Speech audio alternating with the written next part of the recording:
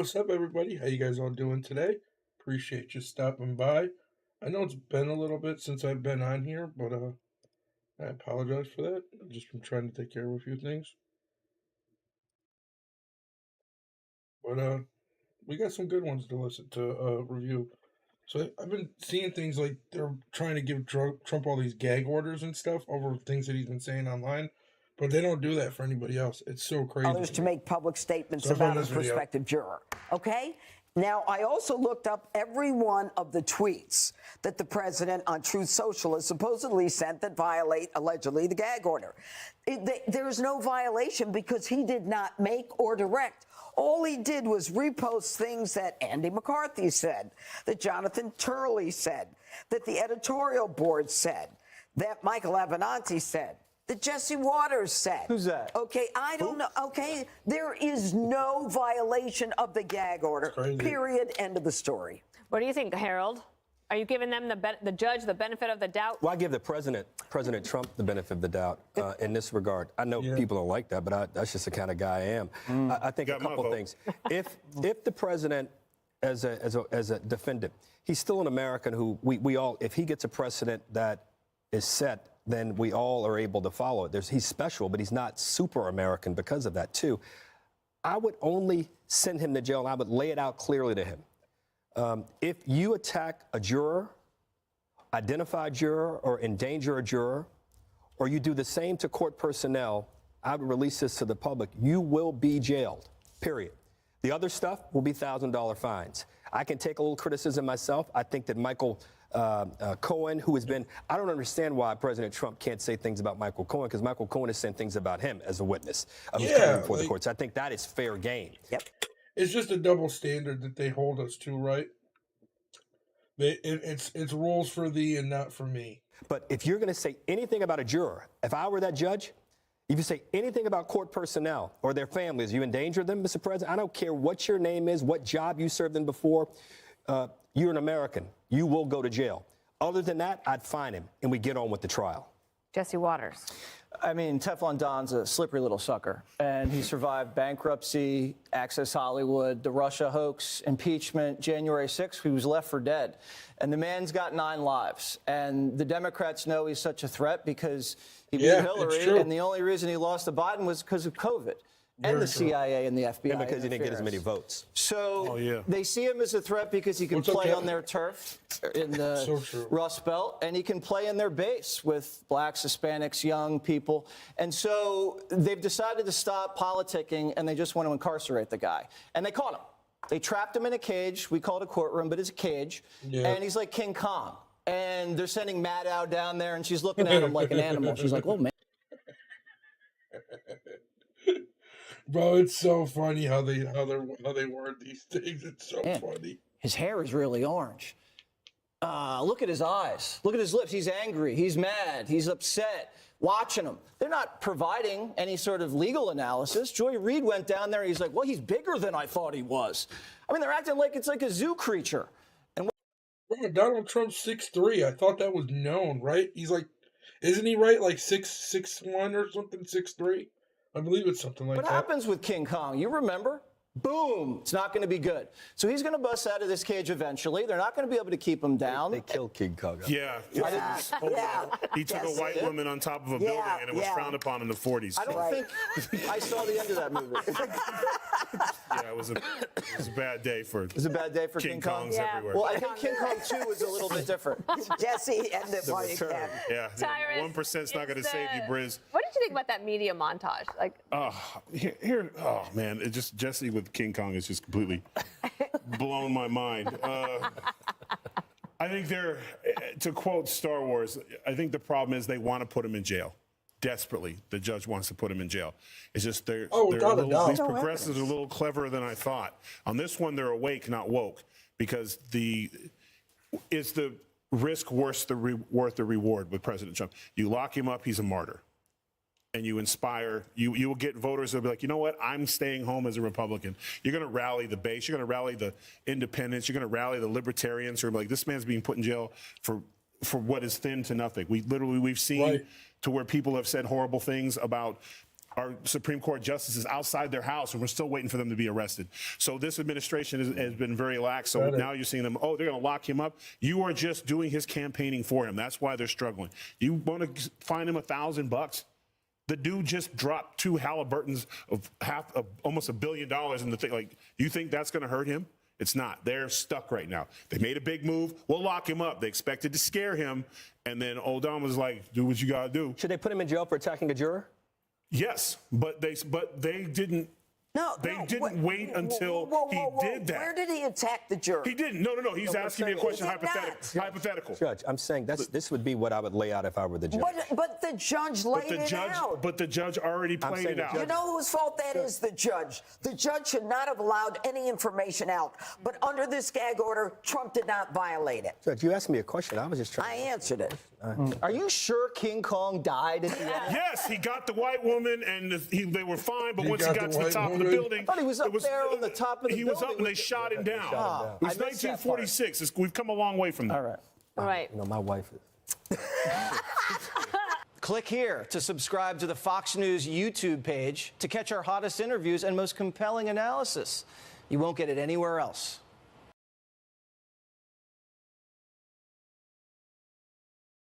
There we go. Man, yeah, it's crazy, right? So you see that. Here, I'm going to show you guys some other things. So.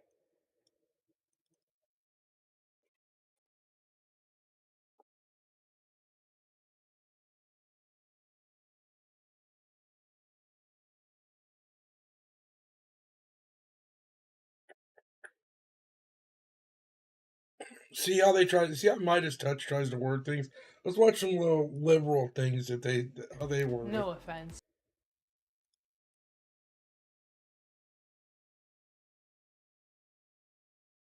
That question that the press asked Donald Trump as he was leaving the criminal trial this week. Where's Melania, Donald? Where's Melania? And Donald Trump realizes each and every day as he sits there in that criminal trial in Manhattan, as the witnesses start to testify, the first... Is it a criminal trial? I thought it was a civil trial. Is the one in Manhattan criminal or civil, you guys?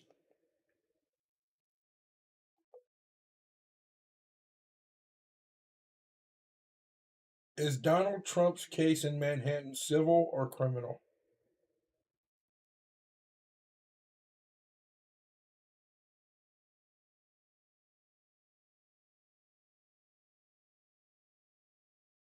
Okay.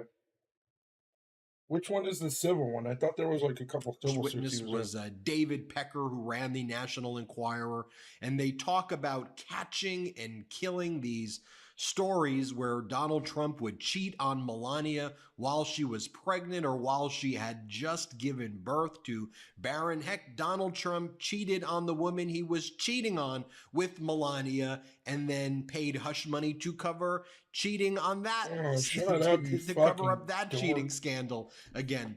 So as all of that, this dude's a fucking dork. That's happening, Donald Trump realizes how disgusting he looks before the jury.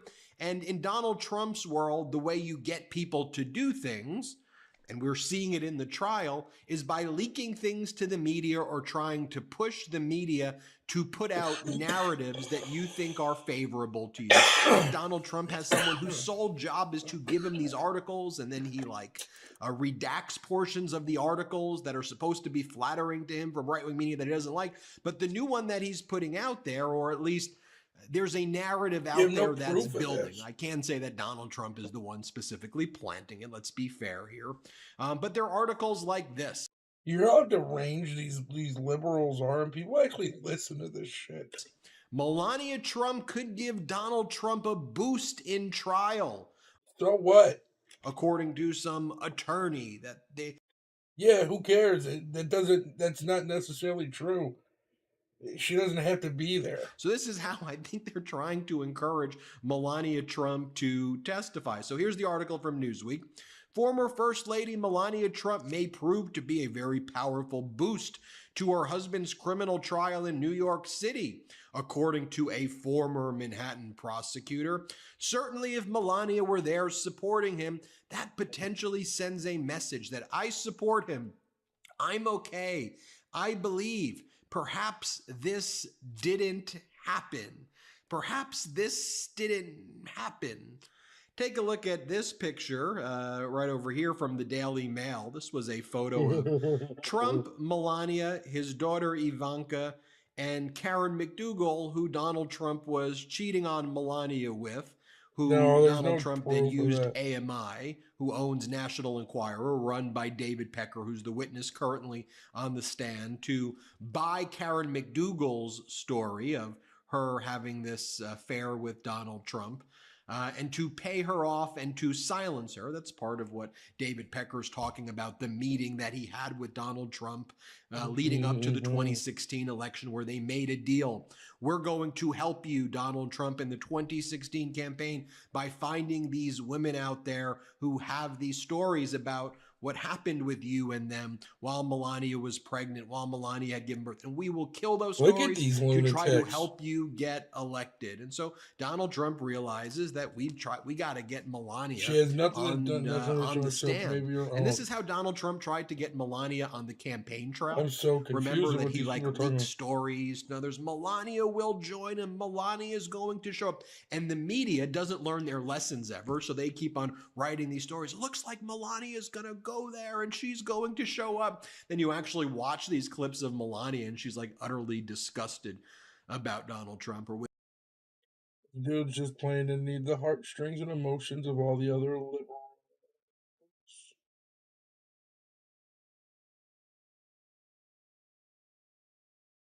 What's up, chat? How you guys doing today? Appreciate you stopping by.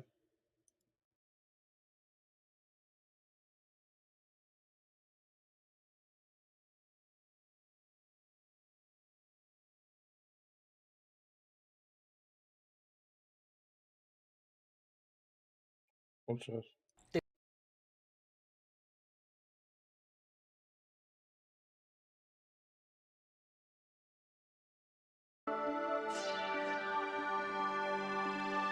Hey guys, welcome to the Liberal Hive Mind, a channel solely focused on exposing the abundant hypocrisy of the left. A lot of people ask me what my political worldview is, and in the past, I'd go on and on this whole spiel. Well, I stand here on these issues, and maybe a little bit conservative on those, slightly center of right here, maybe a little center left on that one. I'd go on and on and on and on, and to be honest, it gets kind of exhausting. Well, it's no longer like that, I'll tell you. When people ask me, what's your political worldview? What's your thought process when it comes to good government policy or the role government should play? Well, now I just give people a one-word answer. Afuera!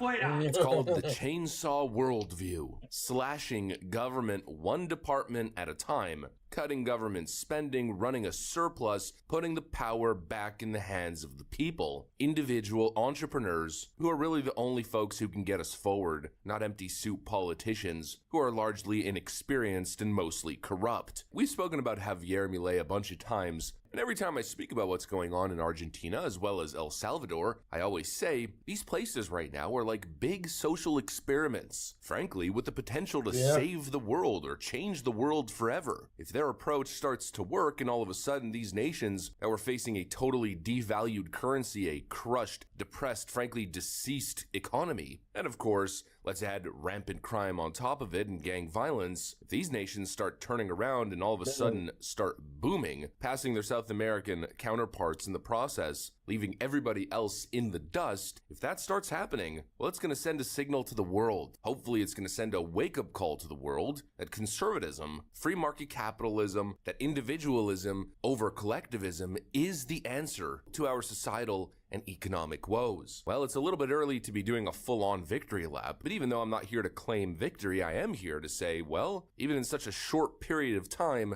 big change is happening, and all that change seems incredibly positive. I want to have a conversation about that. Hopefully, we're headed towards a mass moment of realization as people realize that socialism is the enemy of productivity and a thriving society. Hopefully, people realize that these are the policies that must be implemented. It's the only way. We've got some stuff to get into, so let's roll the tape. All right, folks, so let's first start off by taking a look at what's going on with Javier Milei in the beautiful country of Argentina. Well, the Gateway Pundit reports that capitalism works. Javier Milei's Argentina's first quarter budget surplus in 16 years, Libertarian leader says, our plan is working. Economic improvements in a country's economy are not magic. President Javier Milei told Argentinians in a televised address where he had good and rare news to announce. His government is successfully taming reckless public spending, which resulted in a rare and welcome first quarter budget surplus. Milei stated that this is the key to improving economic prospects in the once prosperous Latin American nation. Quote, our plan is working, declared the Libertarian leader in a televised address. Milei took office in December, pledging to enact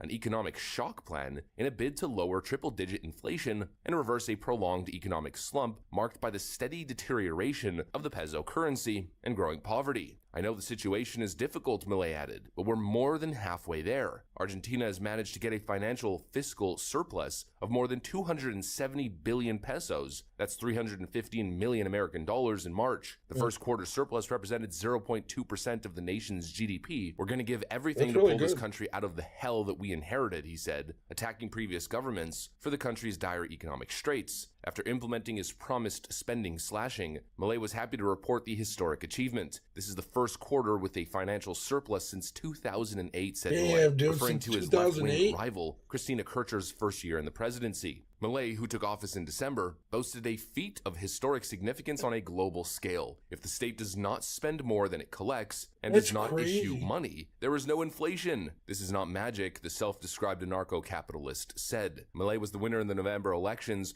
vowing to reduce the deficit to zero. Don't expect a way out through public spending, Milei warned on Monday. And there it is, that's what I keep saying. I know a lot of people like to talk in fancy academic terms. I do my best to avoid it, because at the end of the day, none of this stuff is complicated. Academics want to make it all complicated, but it's not. When you run a business, the whole purpose is buying something low and selling it for more expensive, or having a process that creates something at a low price, at a low cost, efficiently, and then selling it at a competitive rate, hopefully at a better price than your competitors with comparable or even better quality, and boom, you've got a business. Now, of course, I know it's more intricate than that, but I'm talking about looking at it from the macro view. It's not complicated. Well, it's the same thing for government. Government should be ran exactly how a good, responsible family would run their home budget. If you have kids and let's say your house is pulling in $100,000 a year, well, you're not going to spend $150 a year, are you? You're certainly not going to spend $300 million. You're not going to put yourself in incredible stacking debt, telling your family that you're investing in the future. But what you're really doing,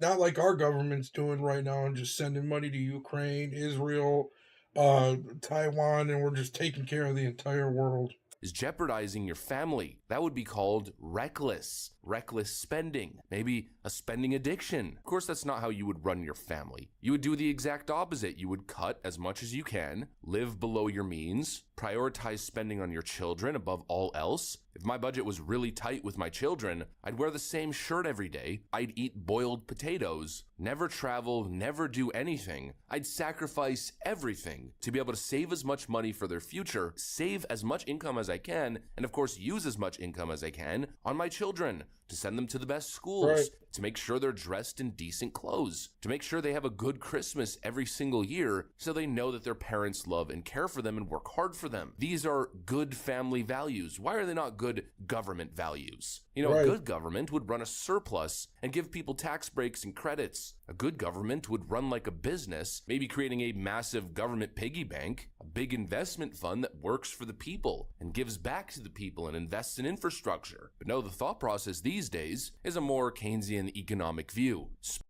Let's take from the people, line our pockets, and laugh at them while they all fight with each other. That's what our government does. Spend, spend, spend. Who cares? Print $20 trillion.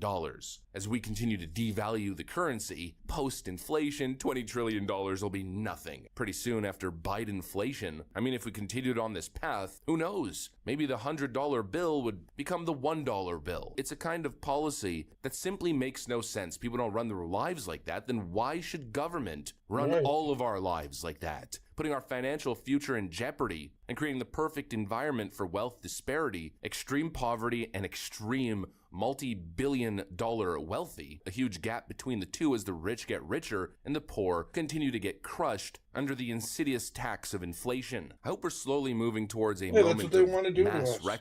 They want to keep us poor. They want to keep us all down in the dirt.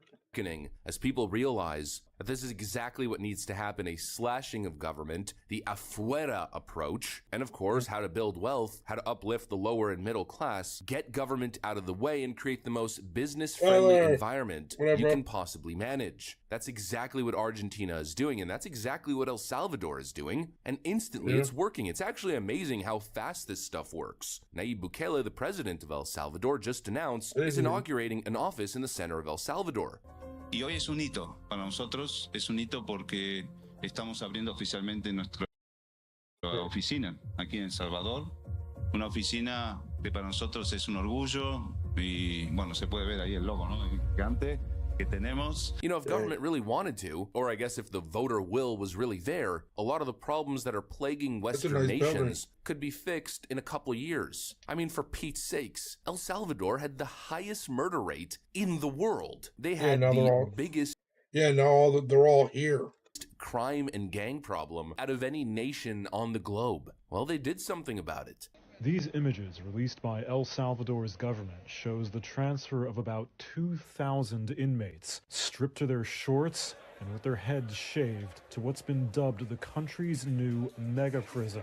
They went hard on the gangs, and within a couple years, they went from the most dangerous country to one of the safest countries on Earth, with a similar murder rate to Canada, a known, very safe nation. Of course, that's changing a little bit, with again this idiotic left-wing approach. I didn't know that. That's very good for El Salvador. Seriously, that is very good for them. But let's not even talk about that. The point is, El Salvador did the unthinkable, the unimaginable. What leftists would tell you doesn't work. Oh, those policies don't work. Criminalizing crime? That's crazy. Running a budget surplus? How irresponsible. You need to invest in the future generations, stacking them with crippling debt and inflation. You know, come on. Sometimes seemingly complex problems require very simple solutions. The Javier Milei approach and the Nayib Bukele approach clearly works. It's time to get all these pseudo-intellectual academics out of the way and just do what needs to be done. Right. It's time to have a mass wake-up call that collectivism is a failed social experiment, as if we didn't learn from the Russians and their communist counterparts. It's so true. Central planning never works. Put the power in the hands of the people and exactly. Get government out of the way. Anyways, that's pretty much what I got for you guys. Hopefully you enjoyed it. If the hands should have been in the power should have been in our hands since the beginning. I love watching his videos; they're very good.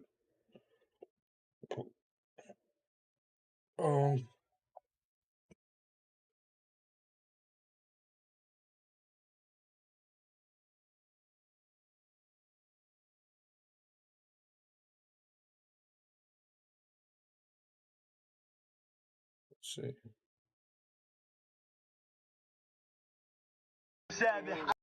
See, have you seen things like this? It's just so weird to me, like anti-white agenda. Like I tell people, bro, don't be able to be airlifted directly or teleported directly from 1994 to 2024. You'd notice an awful lot of changes. Primary among them would be the internet. But the biggest change you'd probably notice about our public conversation is how white people were so openly attacked and denigrated. Yes, a racial group. So in 1994, you were about 30 years past the Civil Rights Movement. And in 1994, the operating assumption of virtually everyone in the United States was the main lesson of the Civil Rights Movement, of the letter from the Birmingham jail and the Edmund Pettus Bridge and all the different sacred moments that we grew up hearing about. The main lesson of those moments was it is immoral, in fact, unacceptable, to attack people on the basis of their race. Yeah. So then if you fast forwarded 30 years to find the same country engaged in a public hate frenzy against people because of their race, you would find that bewildering. How did this happen? Of course, there would be the discrimination, the institutional racism of hurting people on the basis of their race in hiring, in admissions to schools, in federal contracting, in promotions. There would be all of that. But there would also be the public manifestation of it, of saying out loud, we just don't like you. You're not as good. You are morally defective because of your skin color. You say this about white people, people who founded the United States. You'd be shocked by that. And then to turn on the TV and see the president of the United States do the very same thing, you'd think maybe you'd been drinking ayahuasca. You'd see Joe Biden say things like this. History has thrust one more urgent task on us.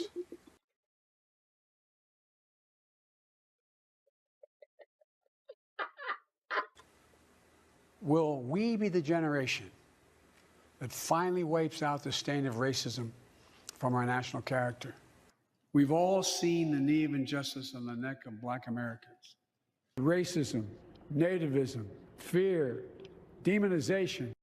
He's just told what to say. This dude's a moron. Have long torn us apart. But a Black parent, no matter how wealthy or how poor they are, has to teach their child, when you're walking down the street, don't have a hoodie on when you go across the street. Domestic terrorism from It's not true. It's all a lie that he just plays into the heartstrings. white supremacists is the most lethal terrorist threat in the homeland. If I were your daughter, what advice would you give me the next time I am stopped by the police? If you were my daughter, you'd be a Caucasian girl and you wouldn't be pulled over.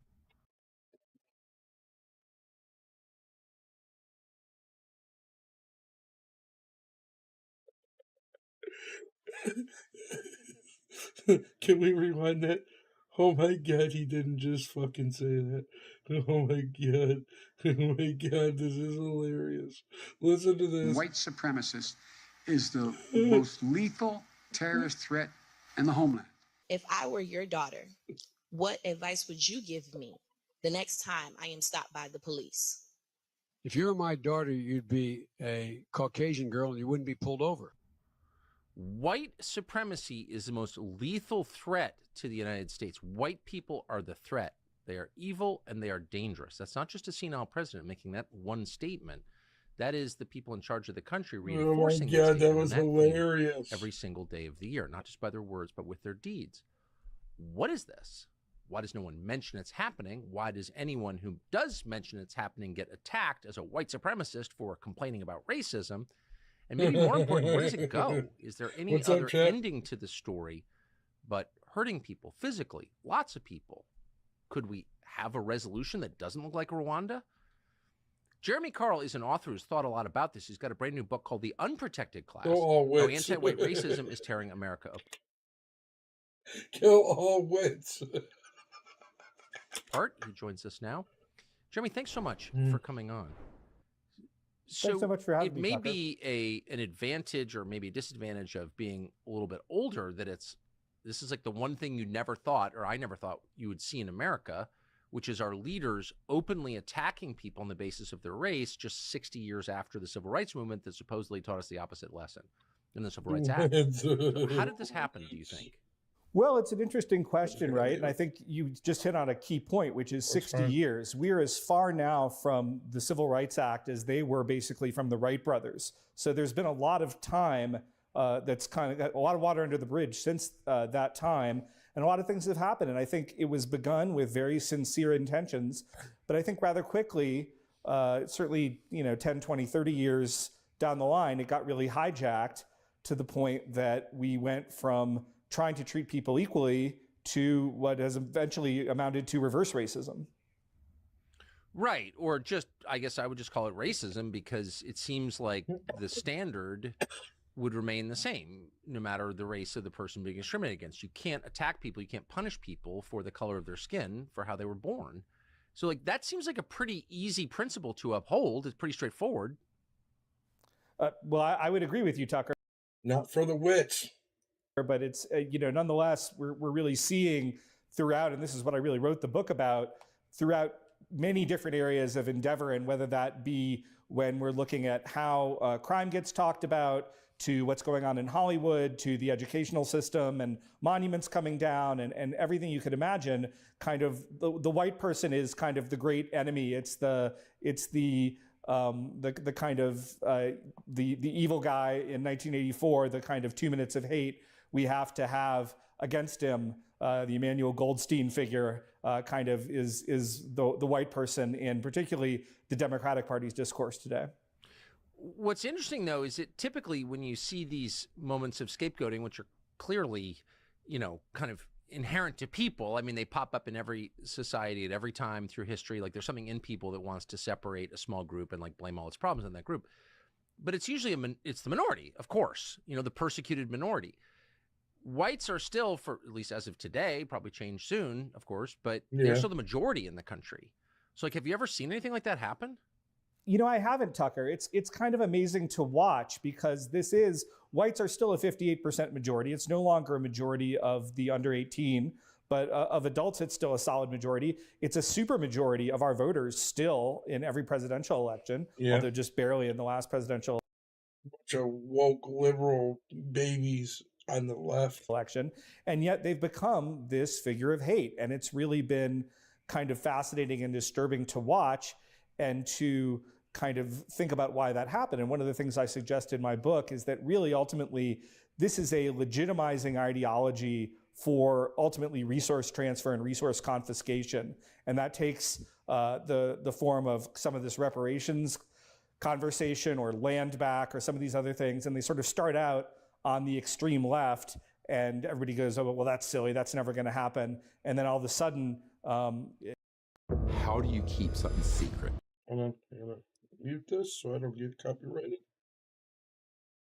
Dude, it's crazy, chat. What do you guys think about that? Happening in your... What do you guys think about that? Do you think what they're saying is true? Do you think it's just a conspiracy? How do you guys feel about that? I wonder. Racist if you think it's a bad idea. Yeah, I mean, and of course, it's happened and is still happening in other countries. Rhodesia became Zimbabwe, and the whites were killed, and their land was taken, and their money stolen. And it's happening in South Africa right now. Of course, we're not supposed to look at it, but it is happening actually. I wonder why why the majority is putting up with it. Well, that's a good question, Tucker. And I can't even I don't have a perfect answer for that myself. And ultimately, one of the main reasons I wrote this book is because I don't think anybody should be putting up with it, regardless of race. I mean, we shouldn't have, I agree. We shouldn't be putting up with racial discrimination in our society in 2024. But I think, kind of white people, it's like a Stockholm syndrome almost, where they're like in a hostage mode in terms of some of the ways that they're thinking, where they sort of are in love with their captors. And they're not able to kind of accept what's going on. And particularly on the left, it's this sort of notion that because we, of course, like every nation, have had an imperfect past, that white people have some hereditary blood guilt. And I think the balance of American history just shows that that's a really myopic and childish way to look at our history and our country. Well, it's demonstrably absurd. If America is so racist, if systemic racism is such a barrier, then why are non-white people moving here by the millions? So obviously that's silly. But it's a little weird to say that, you hate whites, but you need to live in a country founded by whites whose systems are Anglo systems. Like that. I mean, maybe I'm being too logical here, but it doesn't make any sense. No, it doesn't. I mean, it sort of points to some of the absurdity here. And you also touched that, of course, people from all sorts of different backgrounds are clamoring at the door. We're right now dealing with this, of course, with illegal immigration. And even if you look at some of these groups, and again, something I discuss in the book, there are all sorts of non-white ethnicities in this country among immigrants and among citizens, in which, particularly among Asian American groups, but not exclusively. I mean, if you were to even look at Nigerian Americans or particularly Igbo Americans, for example, they would have an average higher income than the average white American. And so this kind of notion that whites are sort of on the top is really a selective editing of any story, no matter how true, that belies that, or any statistics that belie that. It's one of the reasons you actually see Asian Americans frequently eliminated. I wish I was a rich white. From these comparisons. I'm sorry, wit. I wish I was a rich wit. That's when they're talked about, because it doesn't tell the story that the left wants to tell. Well, it's just a lie. I mean, the Labor Department collects these stats, and you could say, well, maybe they're fake stats. Tell me how they're fake. But they've been, this trend has been going on a long time. I don't know if native-born whites are in the top 10 for income, actually, groups, but they're not near the top of the top 10, that's for sure. I've seen the numbers. I just saw them. So you're lying if you say that. So there's that. But again, I want to get back to the core question, which is, why would anybody put up with this? If this were happening to people from Madagascar, I would be as against it as I am now. But it's particularly weird that the people whose ancestors founded the country are putting up with it. I hear all the time young people say, well, I can't really get a job. I have no expectation working in a big company because I'm a white male. It's like, why would you accept that? Like, if you're 22, what did you do to deserve that? And what does it say about your country that it's doing it to you? Like, why do people put up with that for a second? I agree, Tucker. I mean, and I wrote this book because I didn't understand that either. And the only thing I can come up with, or not the only thing, but the leading kind of hypothesis I can have is that a lot of people have kind of been so brainwashed by a lot of the propaganda from the left that they're just simply not aware of some of the realities here. And so what I've tried to do in the book is just to detail the enormous number of ways throughout many, many different areas of endeavor right now where whites are being discriminated against, and to say, hey, guys, we shouldn't be putting up with this. Why are we putting up with this? We certainly wouldn't put up with it if any other group were being discriminated against in this way. Yeah. So why do we not have the self-respect to kind of... because the left hates the wits. Stand up for ourselves. Well, I couldn't agree more. And it's not that we wouldn't be putting up with it if any other group was being discriminated against. It's that other group would not be putting up with it. And you see that. And there are groups who just won't put up with it. And I say that with admiration, because why would anyone put up with racism, especially since anti-racism, being against racism, is our state religion? So, I mean, how paradoxical that in a country where the one thing you can't be is racist, that anti-white racism is enshrined in law, custom, and culture, and no one mentions it. I agree. It's mysterious. Crazy. And I think one of the encouraging things is when I started to write this book a couple of years ago, and when I started even more thinking about writing this book a few years before that, a lot of this stuff felt very taboo to even mention, even though it's obviously, as you just noted, it's obviously self-evidently true, and therefore it shouldn't be taboo at all. And I think one of the encouraging things is that we're beginning to see people, and you've really been a stalwart on this, but there have been other folks in the media environment, folks like Matt Walsh and Charlie Kirk, and there have been politicians, guys like J.D. Vance, who are kind of now speaking up, and they aren't just saying like, hey, it's fine. You know, you can just go discriminate against white people and that's fine. We're not going to say anything, or we're going to be too cowed. We're going to be too intimidated. I've really seen an improvement in the dialogue just in the time even I've been writing this book. But at the same time, there's still a long way to go before we really kind of reach a point where we can have a candid conversation about this stuff that is actually based on reality rather than a left-wing fantasy.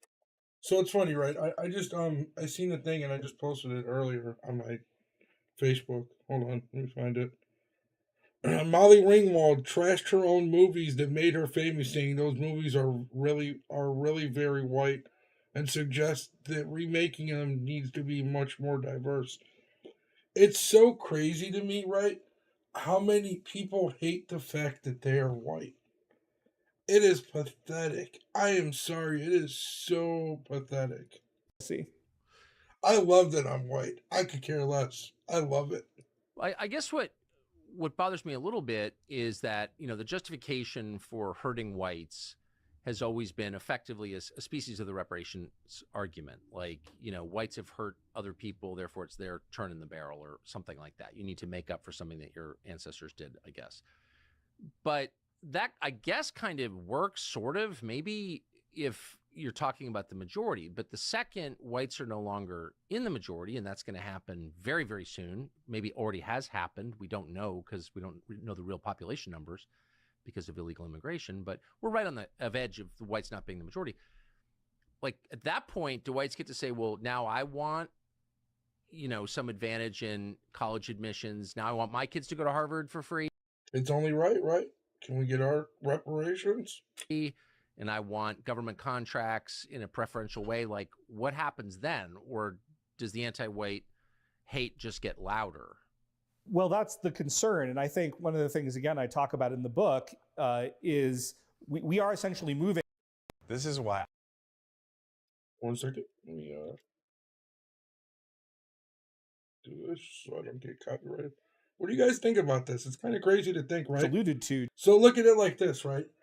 So how they say they want, you know, whatever, the equality thing, right? Say the country becomes more black than anything, or more Hispanic than anything, or more Asian than anything, or more, you know, whatever than anything, right? Or say just in total, there's minorities and there are whites. So then in turn, do we get to now say, okay, now we're feeling underrepresented blah blah blah, and then we start doing the whole white immigration thing. Like, I just don't get it. You know what I'm saying? It doesn't make sense. Like, people need to just be grateful that they're in the God's greatest country, because this is the greatest country. Hey, white people found it. If you don't like it, too bad.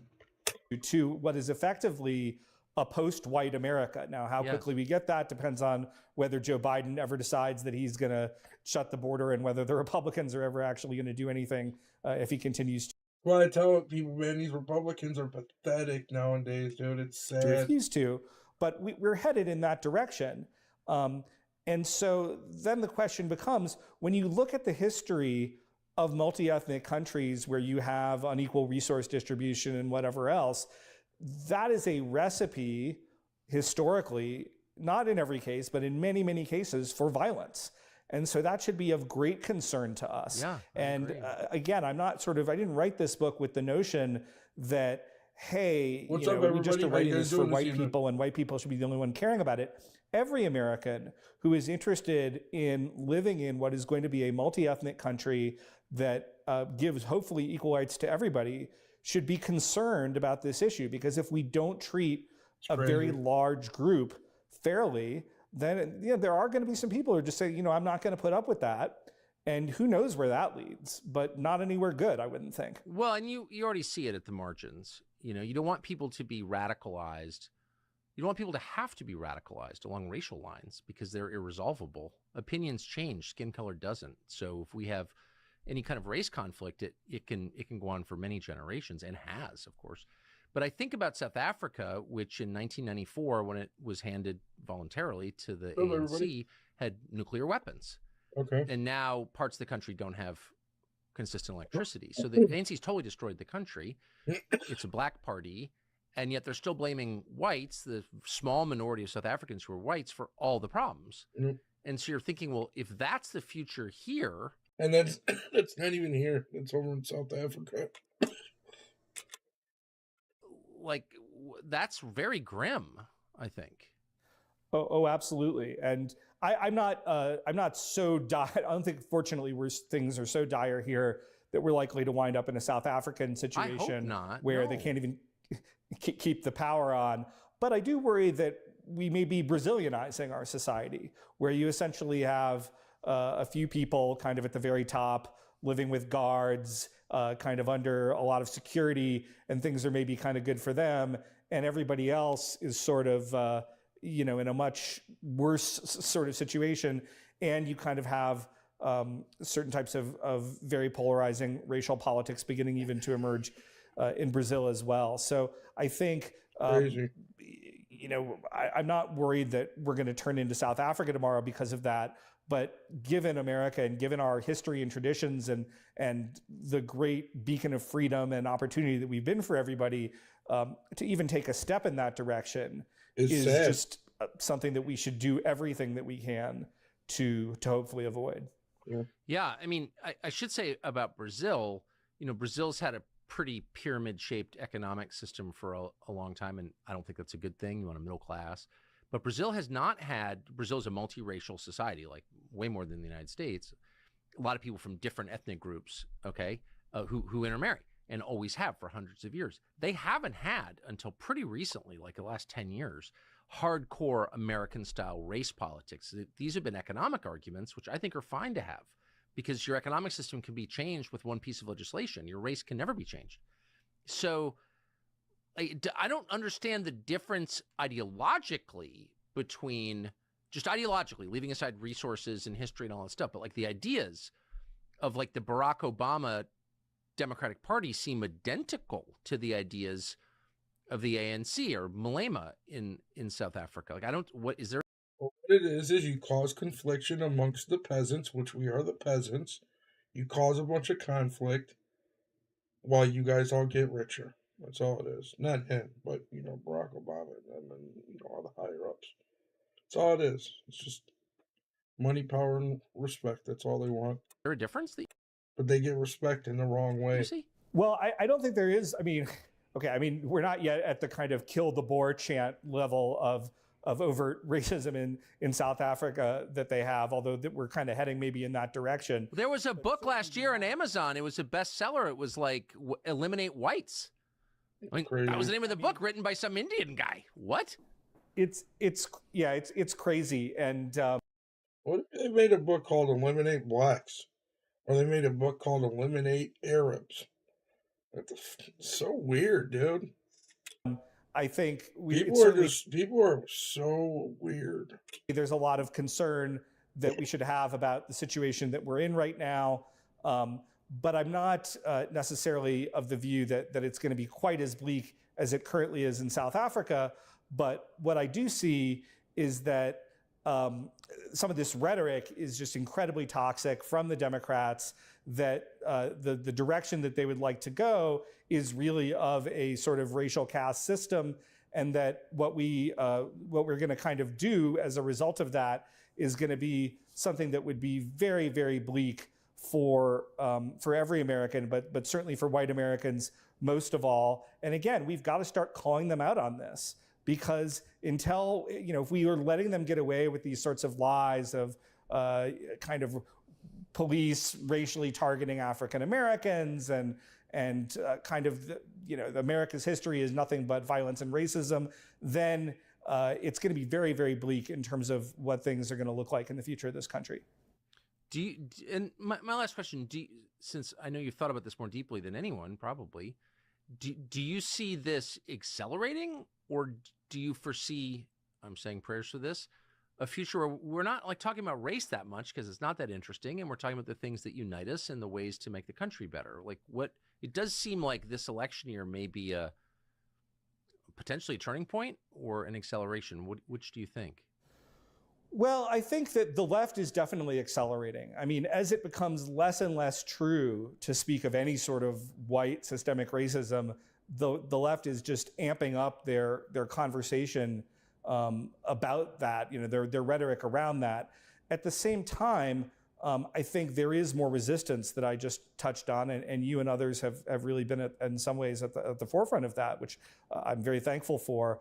But I kind of feel like the best case that's realistic is that, to use a kind of Cold War analogy, we move to what's called a mutually assured destruction, and that keeps us safe. So what the left has to understand is, when they use this type of racial rhetoric that is scapegoating whites, that is blaming everything on whites, that is saying white people are kind of the cause of all problems or that are going on in this country, that they need to understand that there's going to be a very painful and direct political blowback to them for doing that. I mean,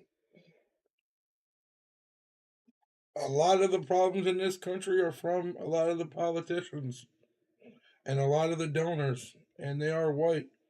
But that has nothing to do with anything. It's not the color of the person, it's the content of what they're doing. It's what they're doing. It doesn't matter.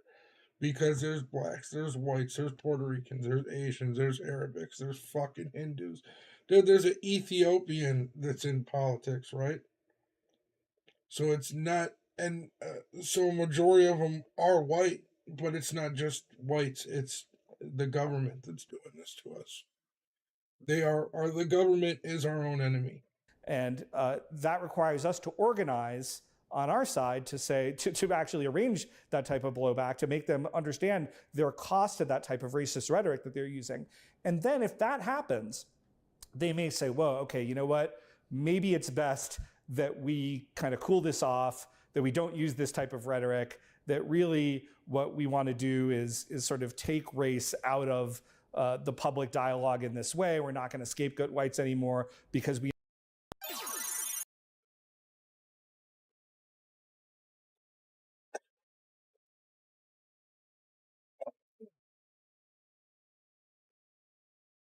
Right.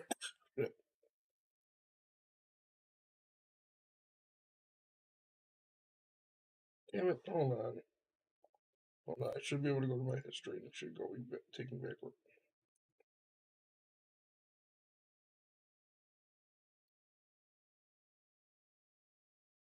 future of this country. And my last question, since I know you've thought about this more deeply than anyone, probably, do you see this accelerating, or do you foresee, I'm saying prayers for this, a future where we're not like talking about race that much because it's not that interesting, and we're talking about the things that unite us and the ways to make the country better? Like, what it does seem like this election year may be a potentially a turning point or an acceleration. Which do you think? Well, I think that the left is definitely accelerating. I mean, as it becomes less and less true to speak of any sort of white systemic racism, the left is just amping up their conversation about that, their rhetoric around that.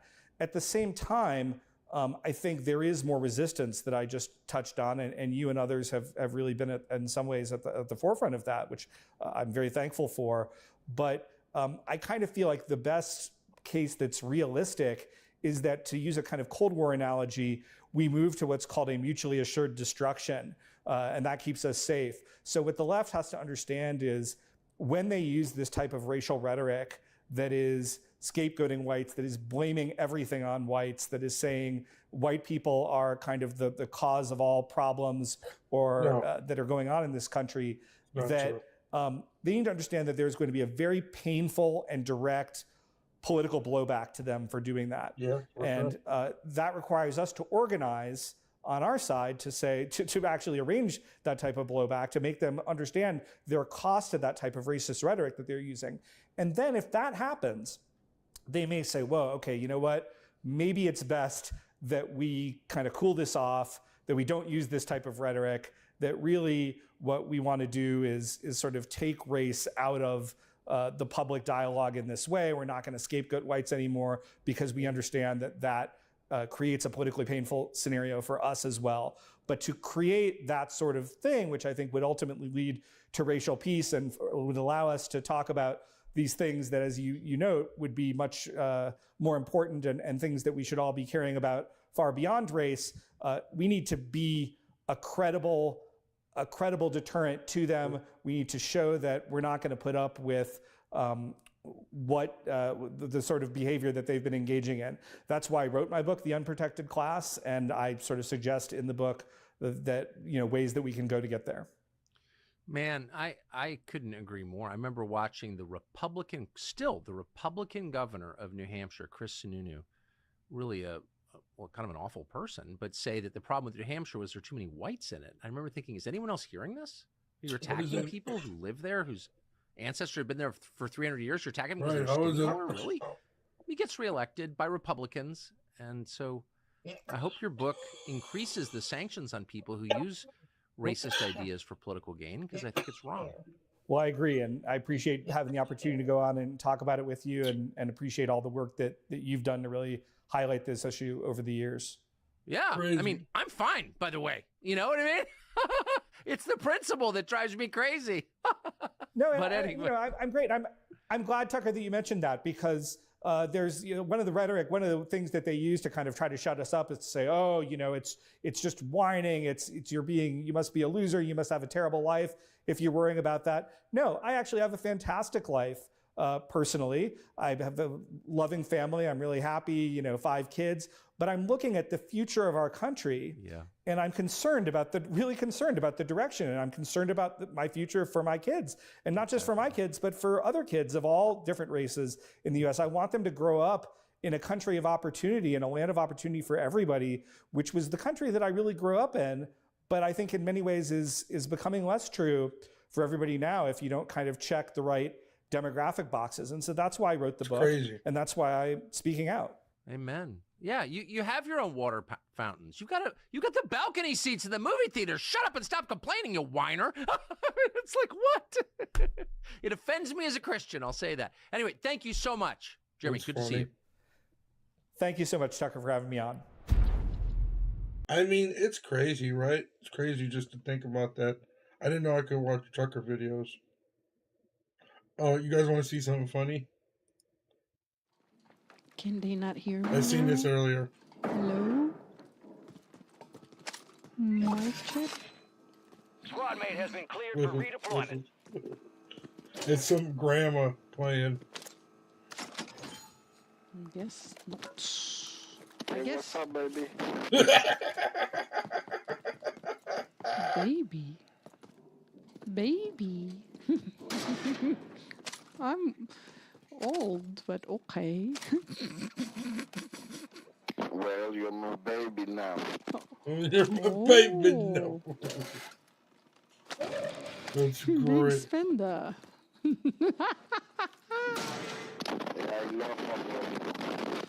Oh, that's some crunchy mic. Wow. Ready up for redeployment. You're the last of your squad. Finish this. Squad mates are on their mission. They're headed back to base. Baby, my baby. Oh, gee, there's a bunch of bad guys there. It's a bunch of bad guys. Ah! Oh, jeez.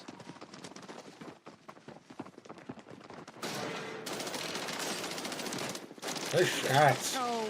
Hey, she had some nice scenery on that guy. Yo, I'm subscribing to her just cause. Okay. I literally subscribed to her for that. That was great. Okay, Benny Johnson just put one up. Let's watch it.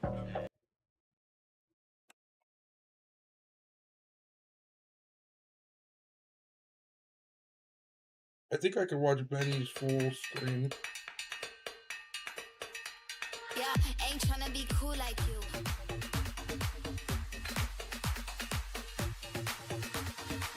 Shook up the bottom with a good girl pop. I'm a China boss, I'ma shine like glass. Oh, is that Trump's lawyer? What's up, guys? Boy Benny. We stand by our assessment that Donald Trump hires the best people when it comes to his spokespeople and his legal representation.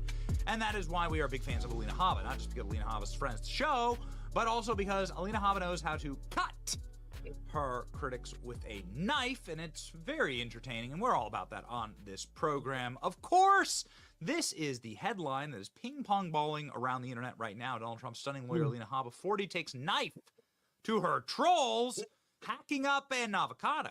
In a mocking video, she fires back at critics who lambasted her cooking ability.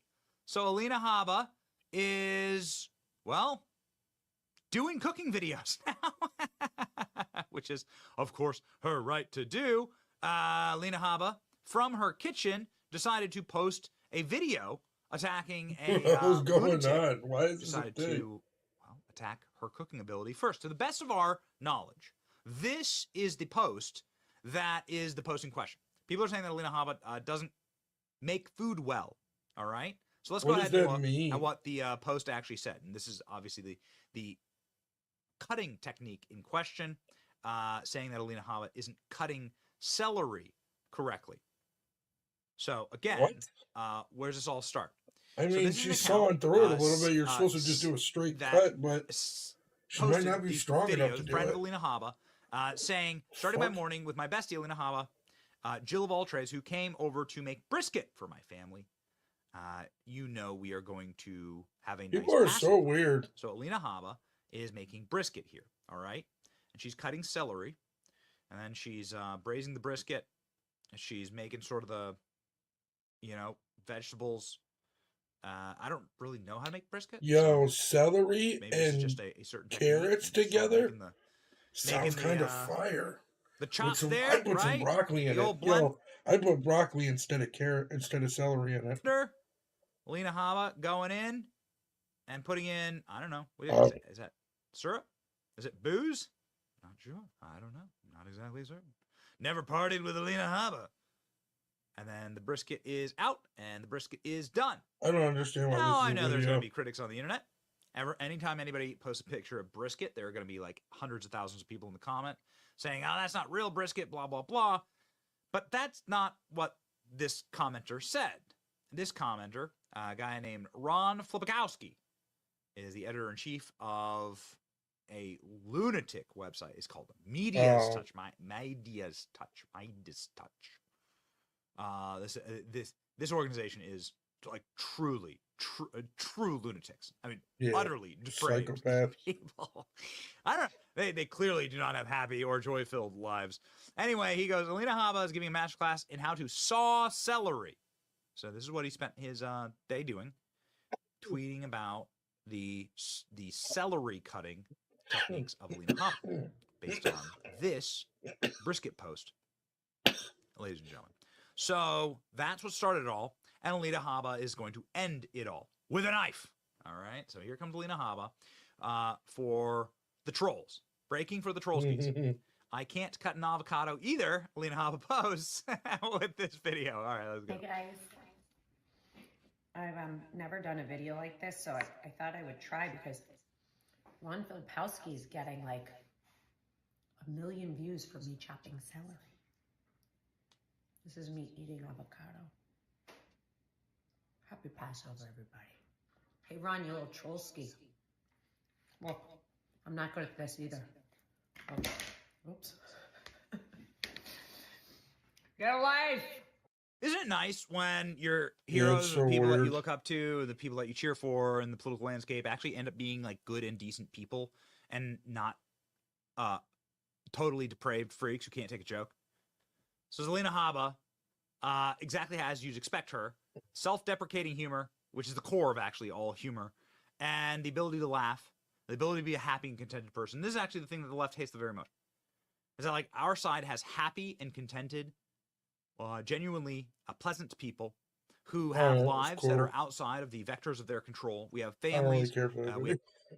That doesn't matter to me. I could care less. Okay, Secret Service agent has. Okay, we can watch this one. This one looks. If you're struggling with issues like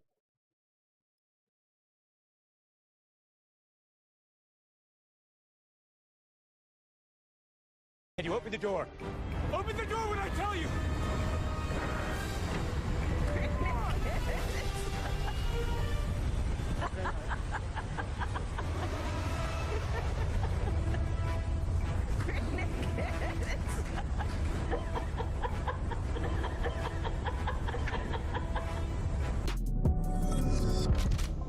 What's up, guys? Your boy Benny. Sometimes I am in literal disbelief at the news cycle in this country. I am left with my jaw on the floor, trying to pick up the pieces and say, my God, is that actually real? Like, for instance, this clip I'm about to play you.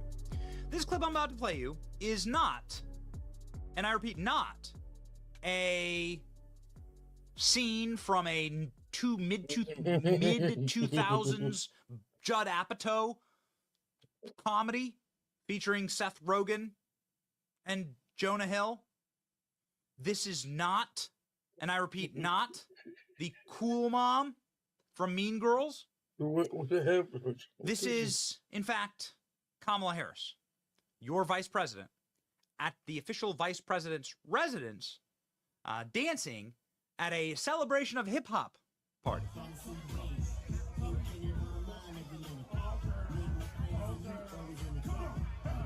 This is so funny, dude.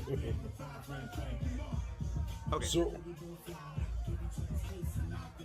she don't even listen to hip hop. I think that it's fair to say this is why Donald Trump is winning the black vote. I think this is why Joe Biden lost the black vote. This clip alone. No. He's losing it because people realize what's really going on. Is enough, I think, to have taken the black vote. We'll see when the polls come. We'll see when the votes come. Kamala is one heartbeat away. Today is her 50th anniversary of Hip Hop Party. Now, there's something I want to bring your attention to. I mean, this clip is cringy enough, but I want to bring your attention to the Secret Service agent right here.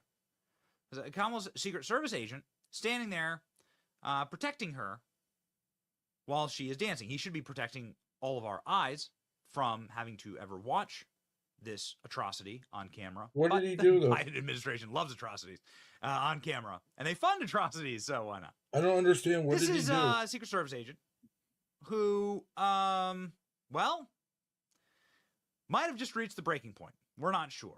We don't even know if it's exactly this Secret Service agent, but we do know that one of Kamala's Secret Service agents had finally had enough of the charade and snapped, and it's terrifying. Secret Service agent assigned to Kamala Harris is involved in fight with other agents. This broke just moments ago. An armed U.S. Secret Service agent. Bro, these agents are fighting each other. What is going on? What?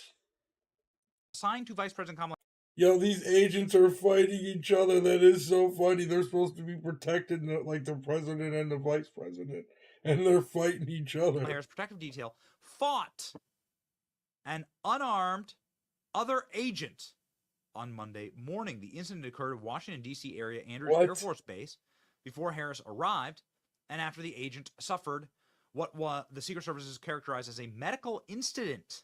What? The Washington Examiner is aware of the agent's name and specific detail responsibilities, but is withholding those details for privacy reasons. The Washington Examiner understands that the agent became aggressive with other agents when the special agent in charge of the detail's shift supervisor attempted to calm the agent down. A physical altercation ensued. Bro, this is wild. Before being withdrawn from the service for medical assessment, Harris was scheduled to arrive soon after the incident. In a statement, the Secret Service chief. Bro, that's wild. Imagine being Secret Service agents and you guys start fist fighting each other. And communications officer told the Washington Examiner at approximately 9 a.m. on April 22nd, the U.S. Secret Service agent supporting the vice president's departure from Andrews Air Force Base began displaying behavior their colleagues found distressing. The agent was removed from their assignment while medical personnel were summoned. The vice president was at the Naval Observatory when the incident occurred. All right, let's continue. What else happened? Man, that's crazy. Because it gets more terrifying. Apparently, the agent himself was armed, and they had to take his firearm. He had a loaded firearm with him. So he had a... Bro, that's wild. What? Nervous breakdown, had a loaded firearm with him, and snapped, started losing his mind. Here we go. Here's Susan Crabtree from Real Clear Politics. Love this. Love Real Clear Politics. They have excellent reporting. Yo, that's wild. Sources within the Secret Service community tell me that the agent assigned to Kamala Harris was armed during his fight. The gun was in the agent's holster. The other agents physically restrained him and took the gun from his possession. What if Kamala Harris was there? As we say many times on this program, I really hope that a lot of these people go to jail. I think it'd be great to have a lot of politicians in jail. A lot more politicians. It should be normal in this country to put politicians in jail. A lot of these people are corrupt. There should never be how you guys doing harm or violence to anyone, obviously. But what if it's your own Secret Service agents who are armed and presumably are the only people armed, around you when you're in Secret Service protection, right? There should only be one group of people armed, and that should be the service agents themselves. Yeah. What if they snap? Obviously, they did snap. And they have their firearms. Good God. Oh, my God, bro. I'm told that there are DEI concerns among the Secret Service community about the hiring of this specific agent. Don't tell people DEI does not work. Other agents and officers within the Secret Service are asking questions about the agent's hiring process, whether the Secret Service did enough to look into the agent's background and monitor the agent's mental well-being because of widespread concerns about his strange behavior. For now, I'm also withholding the agent's name. Goodness gracious. So a Secret Service agent snapped. So Kamala Harris was inbound. The vice president was about to be there. And a Secret Service agent who, according to this reporter, is a diversity, equity, and inclusion hire, right? So it's like a hire not based on merit, but a hire based on demographics, of course, that you have no control over, which is a horrible way to run any system, especially systems that are meant to protect people. You want simply the best, brightest, and sharpest of mind. Obviously, they're protecting the leader. Ladies and gentlemen, please stay tuned.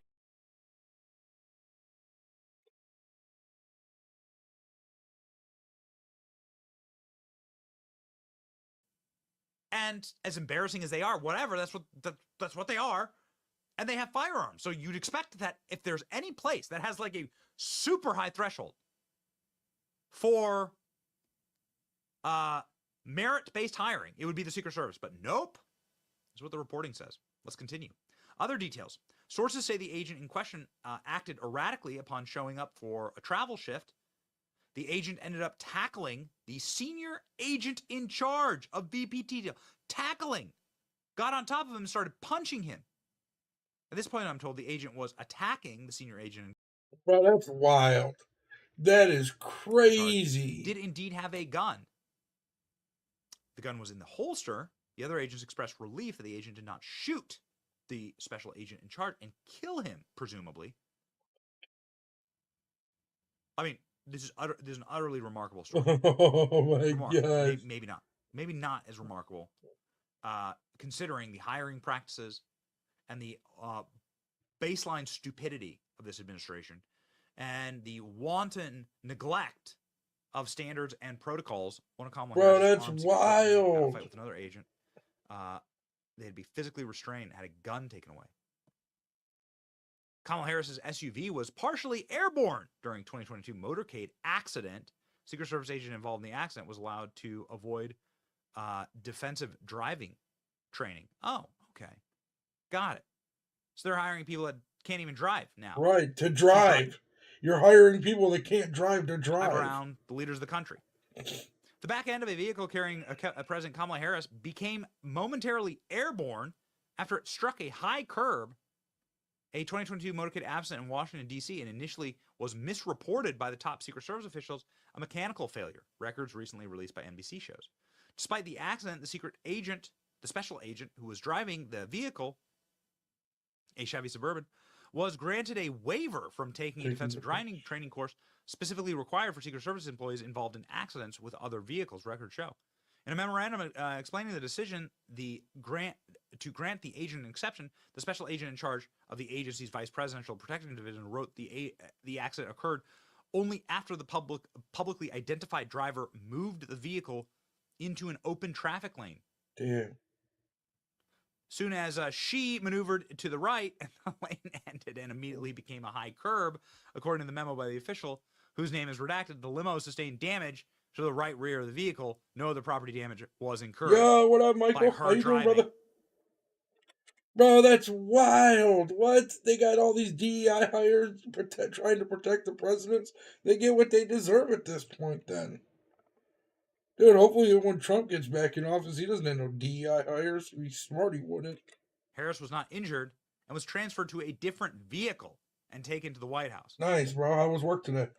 Goodness gracious. And then they lied about it. They lied about it. Just asking questions. Just asking questions.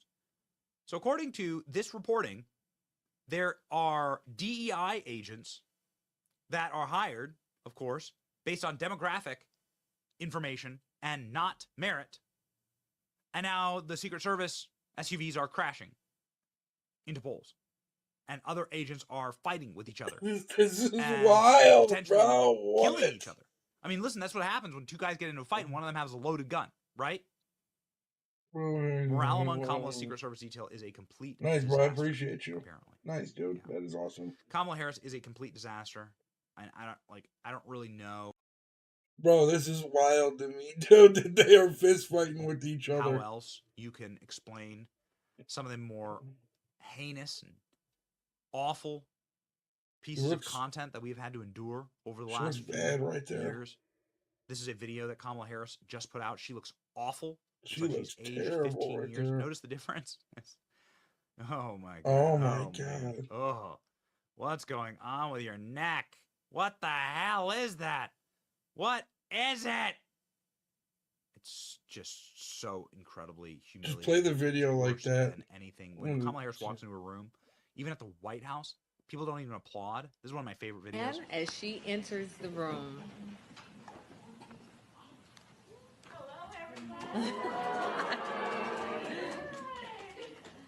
You can clap. It's okay. No, hell no. They don't want to. Why would they want to clap for you? Nothing to clap about. You're ruining our country. Well, it's not her. She's just a puppet. Oh, she's so cringe. Under Trump, under Biden. I love it. God. Ugh. Oh, what the hell is going on? You have a Fu Manchu? What's going on? Hey, that was crazy. Ugh. She's terrible, bro. I mean, I guess if my Secret Service was fighting with guns and crashing my car, maybe I'd look like this too. Stephen King character is Kamala Harris. Yeah. She looks unwell. Seriously. She looks totally unwell. You know, Kamala Harris went to Puerto Rico. She's probably stressed out for real. There was like a little band that was... Bro, she's probably super stressed going with everything going on right now. Was there for to real. play for her. And Kamala Harris decided to clap along with the band.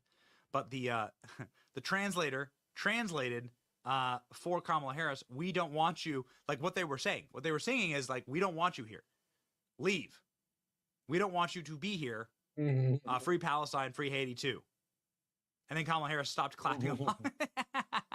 The that was hilarious. Who should be liking Kamala Harris don't like Kamala Harris at all. We actually went out and spoke with the largest black fraternity in the country about Kamala Harris and asked them to name a single thing that they like about Kamala Harris. A single thing. Presumably, with all the DEI hires, they're getting in fights on tarmacs. They'd be able to come up with something, right? Something. It's so terrible. Kamala Harris quotes.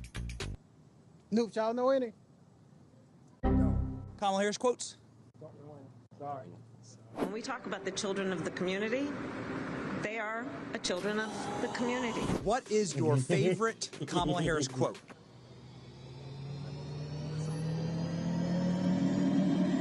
I don't have one. You need to get to go and need to be able to get where you need to go to do the work and get home. Stop it. Get some help. Do you have a favorite Kamala Harris accomplishment? Kamala Harris accomplishment. You know what? If I would have known of one, then I would have thought of one. I just love the idea of Whoa, no shit, dude.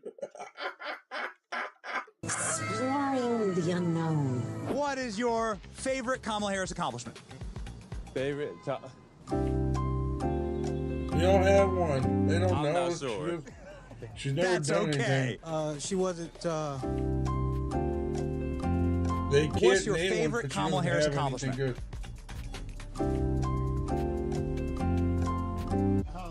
Favorite? Come on, she's vice president.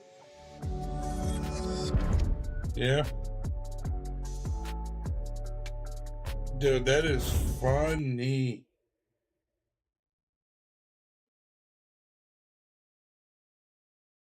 Let's see what else we got.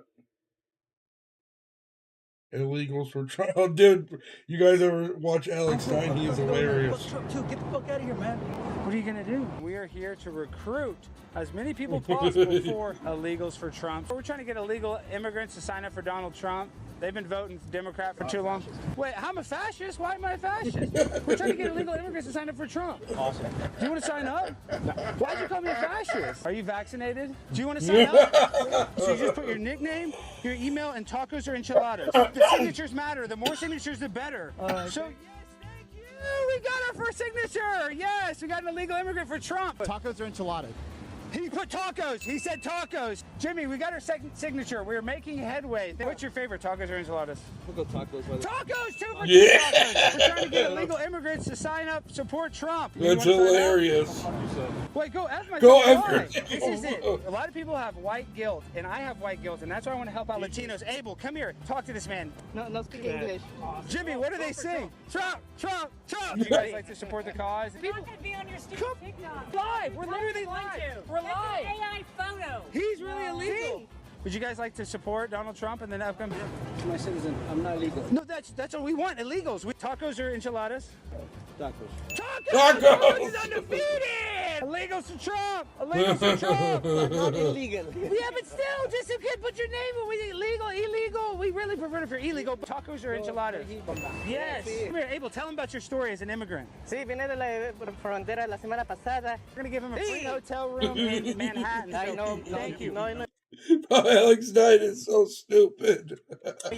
No, gift cards too, for sure. Yeah, this is the This future shit of is so America. We funny. finally have real white people that want to support a cause for illegal immigration. He's a felon, so he can't have a gun. Well, we're not doing that. Okay, that's what I'm saying. Do not give him a gun. He would go to jail for a long... Tacos win again! Double tacos! And if you guys just put your email, we can send you how to vote without an ID.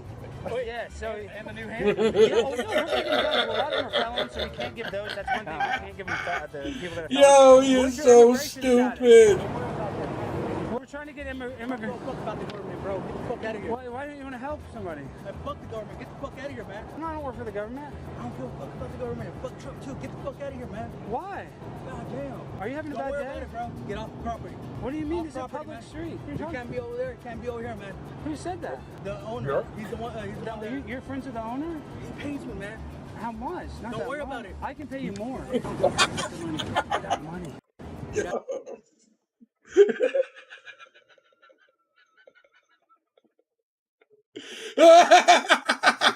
He said, I can pay you more.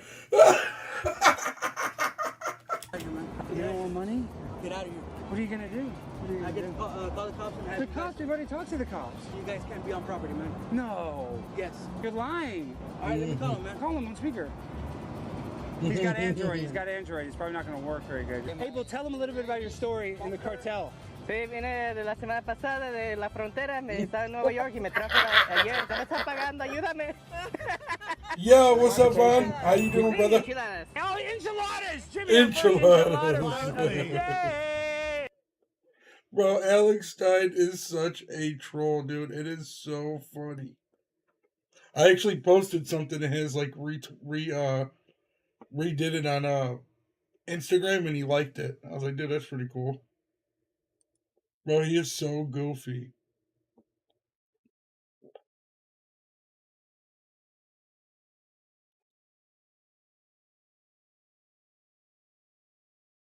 Here, here's another one. So you think you know. Ron, how you doing, bro? How you been? I haven't streamed in a little while, bro. I've been meaning to try and get to do it again. I want to get it going to where I'm like doing Hello, it on a Richardson consistent City Council. basis. My name is Abel Garcia, and I am an illegal immigrant from Mexico. I fled to the United States because I was forced to transition my gender to a female because of the crazy lifestyle that What is wrong with I grew up surrounded by the cartel. I am so grateful to be here in America, and now I'm finally a man again since I had my breast implants removed, even though I have some slight genital atrophy from the hormone blockers that was prescribed. I'm still able to meet a lot of cool and interesting people, while also enriching my gay culture. I believe America is the greatest country on earth because it's built on second chances, and I believe that no one in the world that deserves a second chance at his presidency more than Donald J. Trump. I am here representing the newest Political Action Committee in Richardson, Texas. We are called Illegals did it for a Trump. couple times. I did And probably through the like Political six Action or Committee, we have the line of communications to the 45th president, and he has assured us that Donald Trump will be offering illegal immigrants better social service than they are currently under Joe Biden. I love Alex Stein. He is so stupid. And that if you sign up today, He's we just can show you how to laughing. vote in the upcoming presidential election without an ID through the use of mail-in ballots. We can also help you access free hotel rooms in New York City as well as free Visa prepaid gift cards so they can enjoy America's awesome culture. This country has saved my life, and because of that, my genitals are able to heal from the medical abuse I faced outside of Texas. So I beg and I plead you to please consider joining the Illegals for Trump Political Action Committee so that we can win this upcoming election and make sure that everyone's abuelita has a free apartment and free health care and a used 2004 Honda Civic at the very least. Illegals for Trump is the future. We welcome all illegal immigrants, even Chinese, Russian, Haitians, Dominican, Afghanistani, Pakistani, Indian, Puerto Rican, Canadian, South African, and any other illegal alien that wants to support Trump and vote without a legal ID. Please follow me on Twitter for more information. This is hilarious. Would you please give us your name and address for the record? No clapping, please. Name and address for the record, please. Abel Garcia in Dallas, Texas. Thank you. That was very good, Abel. He's an illegal immigrant, guys. Please, you've already had your time. Please sit Sorry, down. just trying to help the illegals. Sorry, just trying to help the illegals. Well, Alex Stein is hilarious.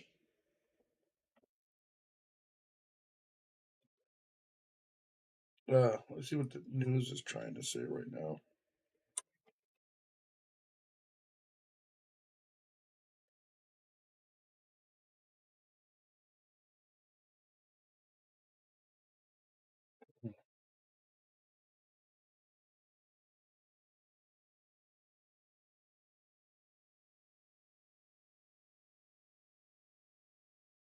What the heck is going on at Columbia University?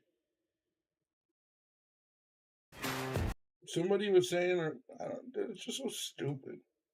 They all just try and play in our emotions and everything, dude. It's so annoying.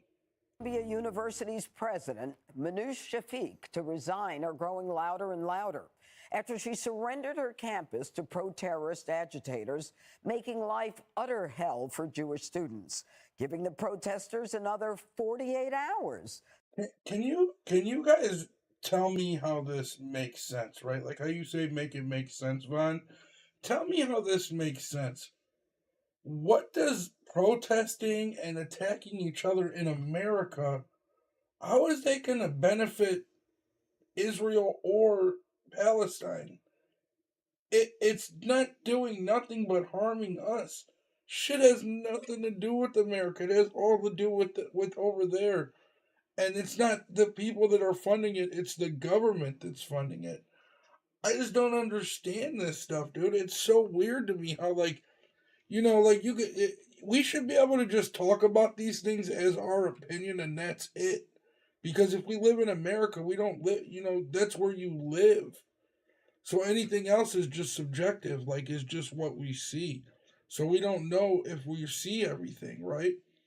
So what is the point of harming each other or threatening each other in America about a country that we don't even live in? It's mind-boggling to me. To dismantle their anti-Israel tent city. Jewish Columbia students have been fearing for their safety as they've endured slogans like, "I am Hamas," and it's only getting worse. So far, 8,000 pro-Hamas protests have popped up in more than 850 cities in the U.S. Universities in Texas and California becoming the latest hotbeds of radicalism, with dozens arrested. But America's coward-in-chief could condemn all of this.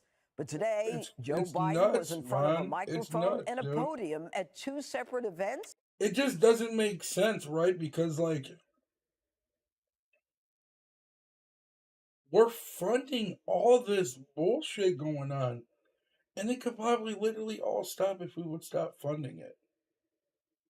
Sad. Yet he walked away when pressed on it. Mr. President, do you have a message for the protesters on campus? Wow, that's sad.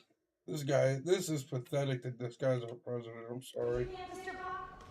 Contrast that with House Speaker Mike Johnson. He's pathetic too. He's pathetic. I don't care what they say. Mike Johnson is pathetic.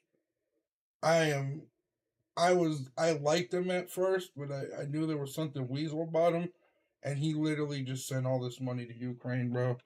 Going into and the Israel. Like we're we're literally crumbling from the inside, and we're sending all this money overseas. It's sad. Jewish students. As Columbia has allowed these lawless agitators and radicals to take over, the virus of anti-Semitism is spread across other campuses. I am here today joining my colleagues and calling on President Shafiq. Yo, everybody, if you haven't yet, could you please make sure to hit that like for me? It really does help out a lot.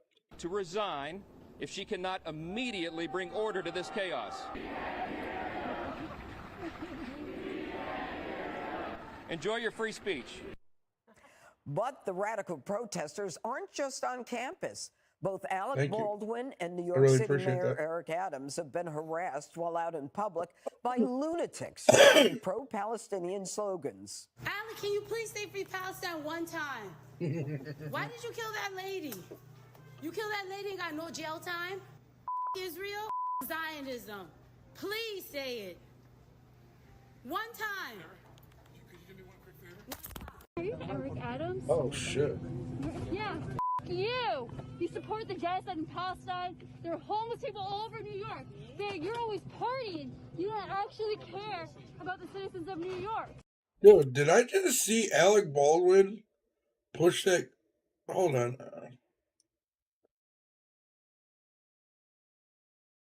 Why did you kill that lady? You killed Watch that lady this. and got no jail time? Israel, Zionism. Please say it. One time. Are you Eric Adams? Yeah, you. You support the genocide in Palestine. There are homeless people all over New York. You're always partying. You don't actually care about the citizens of New York. All right, Jesse. Hey, man, you got to press him. But you know what, though? I'll guarantee these people pressing him were all liberals and they all voted for him. So it's their fault and they're going to continue to vote for it because they're brain dead. And that's on them. Left-wing protesters say they want another 48 hours on campus. You repeatedly hear Jewish students say they don't feel safe. And Columbia has moved hybrid for the rest of the school year. I mean, it sounds to me like the left is in charge. What's chutzpah again, Janine? Chutzpah. Chutzpah. It's Yiddish, right? I'm not, but I like it. So these presidents were on Capitol Hill just last month saying, if you say kill the Jews, that's against our harassment policy. Harvard lady was fired because she couldn't say it. And now these people are just outright shattering the policy, and they're not enforcing the policy. They're negotiating with them. I remember there was a president, Dana, see if you can remember. He said, you're either with us, you're against us. Okay, you do not negotiate with terrorists. And they are now negotiating with terrorists because what they're having a hard time figuring out is this oppression hierarchy. Are the Jews more oppressed than the Muslims? And when you live in a world where you see everybody is oppressed or oppressed, does an inside straight beat? Well, like that's not America's problem. That's the Middle East problem. You know, that's a problem between Israel and Palestine, and that's a problem that they have to solve. We shouldn't be getting involved. To pair, they can't figure out who to side with. And we had a psychiatrist on last night to explain why most of the people are female that are leading this protest. And she said because females, and I think I can speak for the women at the table, you cannot, are generally nurturing people. And when you cannot. Professors are giving them better grades for their social activism, they're trying to appeal to the teachers, and they've been told they're oppressed. Deep pity. And they identify. Dude, it's funny. So I play Call of Duty a lot, and I've been running into a lot of people named P. Diddy, or like their clan tag will be No Diddy. It's so funny. With the Palestinians, and they're trying to hug them and nurture them. Okay. This is not what I said, Judge. This is what I my assume guest they're said, all who's a cheaters, to be clinical honest. psychologist. Thanks for repeating it. Okay. And she also said because they're single, they're not nurturing their boyfriends. Their boyfriends have been described as toxic. So they're trying to nurture other people. And that's a good one, too. I saw this happen in 2020. Remember when there were Puff these Black Epstein. Lives Matter riots? Jeffrey Diddy. And what everybody Jay did Diddy. was let them fester.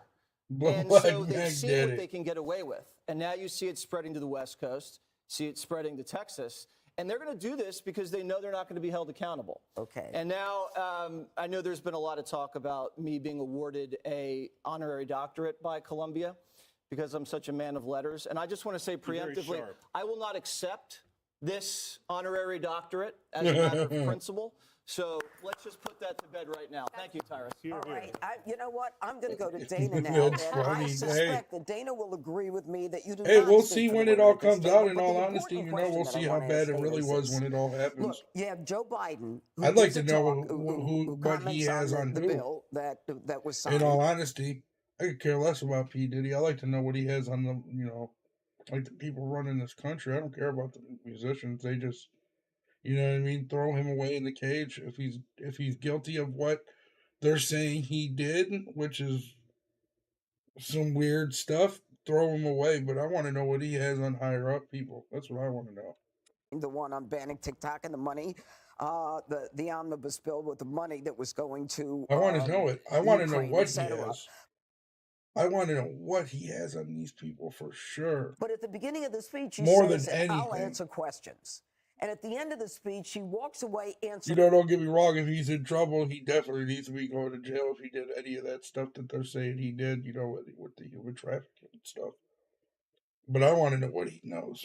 That's what I want to know. There's no questions. And yet Mike Johnson is out there saying, this is wrong. This is America. Thank God you have free speech. It really is remarkable that, I mean, apparently the president can't answer questions unless he's out with Marine One worrying in the background and reporters shouting questions at him. How many? Axios reported this week that he's the only president in living memory to not grant Three or a more. single interview to one of the major newspapers in the Oval Office. And apparently he's not going to. And that makes me think, even though I think he should debate, and I have believed that Is there there will any be a news on debate, him lately? I don't Let's look think up maybe, some stuff I think on that him. maybe they think that he I can't got about do it. another. That's my only explanation. But here's this I got like one, another 10 which minutes, is and then I'm going to switch over to now my for 3 gaming days, channel. they've had an opportunity. I don't know if you guys watch Call of Duty gaming at all, but I'll put a link to my channel here in the bio. Or here, I'm gonna do a gaming stream at 10:30 with my friends.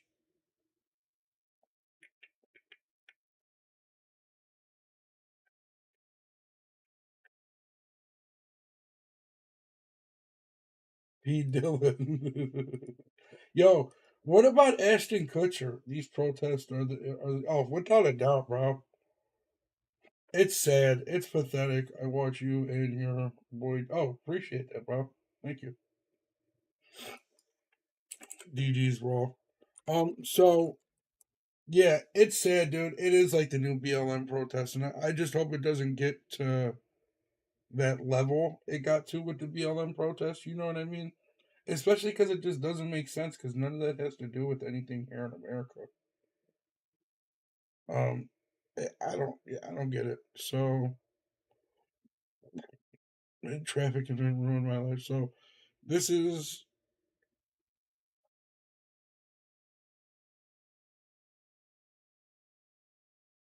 All right, let's see. Northeast. They're saying this is his ex-protege breaks silence.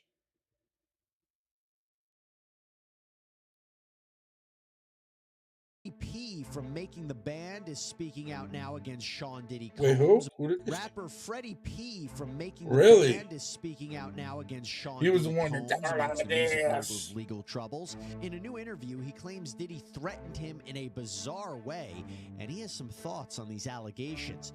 We'll break down what to make of it, and we're going to put it into I some wonder if Making the Band like just decided not to do all that stuff. So he's like, all right, I'm gonna give you guys one album and you're out of here. context for you. Welcome to Sidebar, presented by Law and Crime. I'm Jesse Weber. Interesting nugget for you in the Sean Diddy Combs saga that I want to talk to you about right now. And it concerns artist Freddie P. Now, Freddie P was one of the members of the band, and that was featured on Diddy's Making the Band show on MTV back in the day. And what he has come out and said is a bit chilling in light of the allegations that are centered around the rapper and music mogul. We have been covering the legal saga for Diddy for months. The various lawsuits against him, his sons, his associates, affiliated companies, allegations of sexual assault, sex trafficking, physical violence, including involvement in shootings and illegal weapons and narcotics possession. And of course, we know that his homes in LA and Miami were raided last month, reportedly pursuant to an ongoing federal sex trafficking investigation. Although neither Combs nor his sons nor his associates, other than a man named Brendan Paul, who was arrested on drug That dude charges from on Cleveland. raids, other than him. Oh, dude, it was so hilarious when he did the breast milk. You make my day. No one, and want to be We'll clear watch about it in a this, second. I don't one know has if we're been allowed to arrested, or not. But. Charged, indicted in this investigation. We are waiting to see what happens next, if anything. But as of right So now, funny, dude. Diddy has not been charged, and he is also. I not just been found watched that the liable other day. with respect to any of these lawsuits. He is innocent until proven guilty, and again, he hasn't faced any charges. Now, as we have also reported, in the wake of these developments, there have been various celebrities that have said certain things. Whether it be Diddy's rival, 50 Cent, trolling Diddy on the day 50 Cent goes hard on Instagram. Now it's not. Hold on, we're about to go look at that. I have my Instagram. Yo, he goes so hard on Diddy, bro.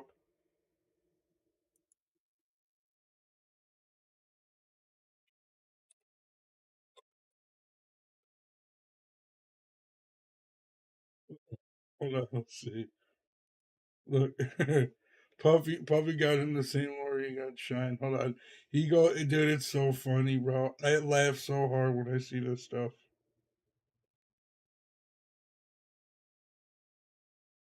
Dude, where is there's no way that he's been posting this much stuff. Oh, here we go.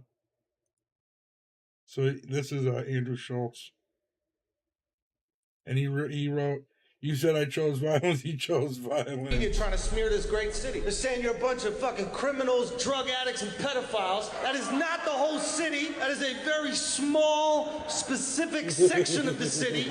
It's called Diddy's house. Diddy go to jail. What's the over-under? Someone asked Shohei Ohtani. I know he got the... Those Japanese love gambling, bro. Or I believe they call it driving. But whatever, man.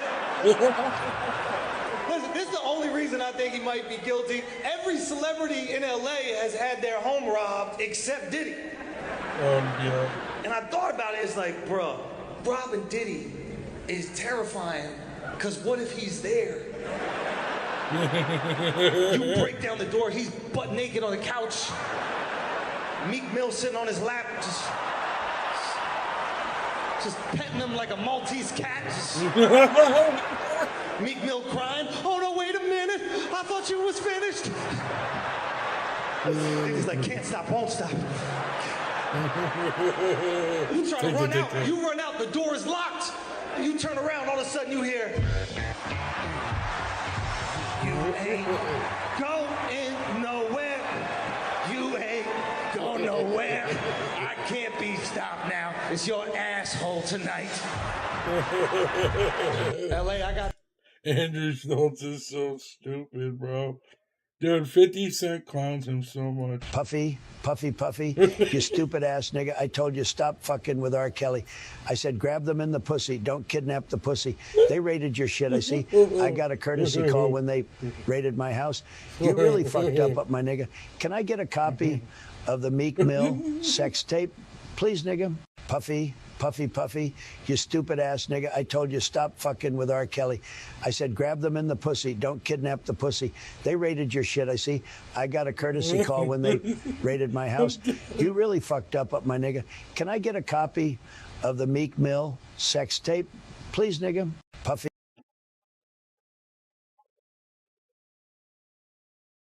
There's more. Dude, he goes off on Puff Daddy.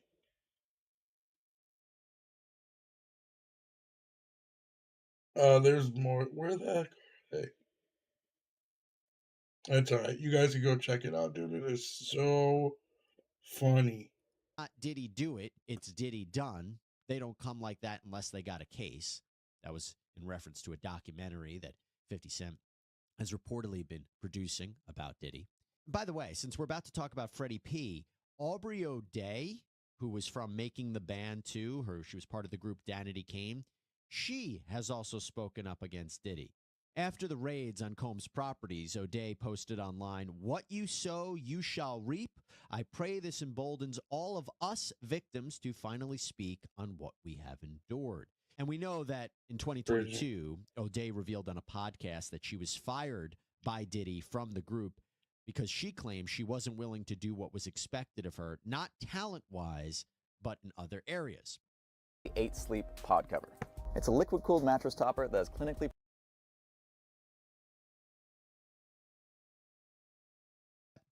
We also dedicated a full sidebar to people who have been coming to the support of Diddy. And one of those people is music producer and DJ Stevie J, who said in an interview with Fox 5 New York, after those federal agents swooped in, "My man would never break the law. We're law-abiding citizens. That's what we do. You know, this is another crucifixion of a black man." And in that episode, we talked about Tyrese. We also talked about Floyd Mayweather. I encourage everybody to check it out. But now we have Freddie P. And let's talk about Freddie P. So Freddie P, whose real name is Frederick Watson, is a rapper from Miami. And as I said, he was on the show Making the Band. For anybody who followed it, you might have remembered he was kind of the quiet, the standoffish one. Very talented artist, to say the least. And he recently sat down with the Art of Dialogue podcast, where he said a lot. So when he was asked about, and right at the beginning of the interview, what do you think about what's going on with Diddy right now? Freddie P said, "I like people to get their just due. If he was innocent, I'd be speaking up. Leave that man alone because I hate bullies." He then goes on to say, "I don't feel like he's guilty, but it's there. All of them people ain't lying. people not lying when you go into details. It's Remember crazy. that, because he refers to Cassie. He refers to Cassie, who is Cassandra Ventura, who filed a federal lawsuit against Diddy last year that arguably started this whole train in motion, because then we saw more lawsuits and then we ultimately saw the raids. But details, when Freddie P says details, that you really can't make this stuff up because of the details, that seems to be what he's saying. Well, Ventura alleged that Combs physically and sexually abused her, including forcing her into sexual slavery and sex trafficking.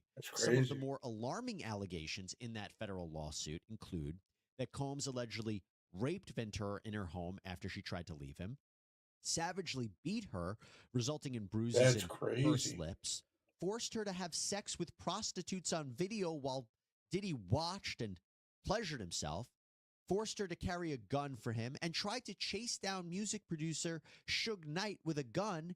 And she even says that Diddy blew up rapper Kid Cudi's car because he found out that Cudi was interested in Ventura. What? So details, right? She ended up settling her lawsuit against Diddy, but Freddie P said that people shouldn't blame that's Cassie. nuts. It seems that he was implying that she shouldn't be blamed for staying with Diddy, that she was there for the money. That's why she agreed to what he describes as, quote, the worst of the worst. That's the way that I interpreted his statements regarding Cassie. And actually, I'll tell you, it's important, that money component for a sex trafficking claim. Why do I say that? Because for sex trafficking, you need to show that there Seems were like she's just illegal making an commercial excuse. sex acts. So there has to be payment or something given of value or promised of value. And she alleged that she was showered with lavish gifts and that Diddy paid for things for her, particularly after these incidents. So that payment or what she received of value is connected to the alleged claims of sex trafficking. Yeah, Now, so you're interestingly, involved with Freddie the you P also smoot. talked about She's that what just people trying are to. saying- If she said all this after the fact, she's probably just trying to cover her own tracks so she doesn't get in trouble. But they're going to get her in trouble anyway because they already know everything they know. saying about Diddy now is not new. He said in this interview, everybody knew. Don't act like it's brand new. That irritates me. He went on to say that the only ones who speak out for him, meaning Diddy, the only Because ones who they're speak out for him is because they have stuff to hide. And that's Eee. interesting. That's interesting because, again, as I said, we dedicated an episode to Sidebar about the people who are supporting Diddy, but we also have mentioned how we're not seeing a ton of people coming to Diddy's defense right now in the wake of all of these legal developments. Many people staying silent, friends, celebrities, and that's interesting. Hey, there, everybody. So I want to thank Morgan & Morgan for sponsoring this episode of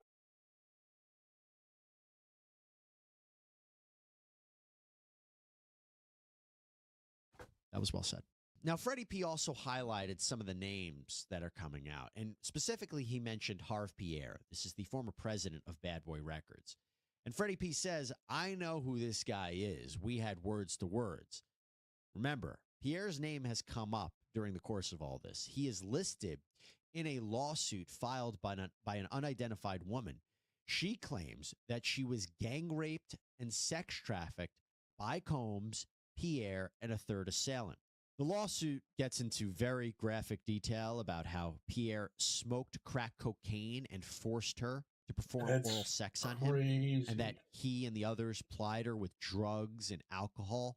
By the way, this was all when she was allegedly 17 years old, in the What? 11th grade.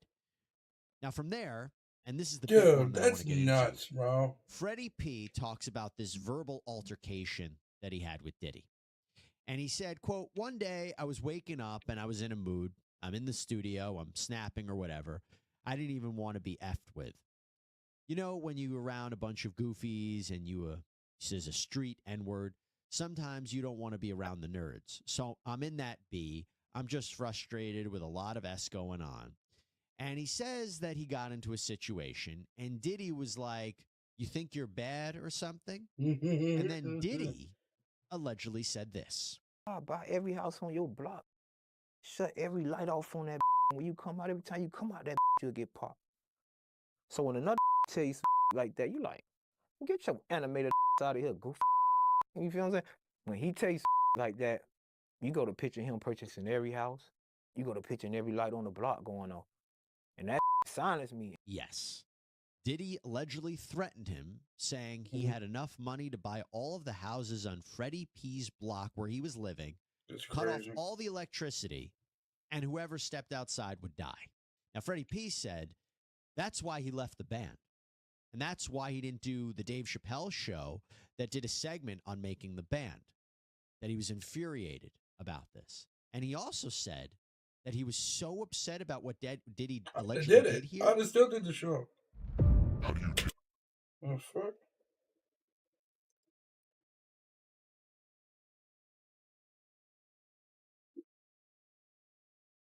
Killed Diddy for this, yes.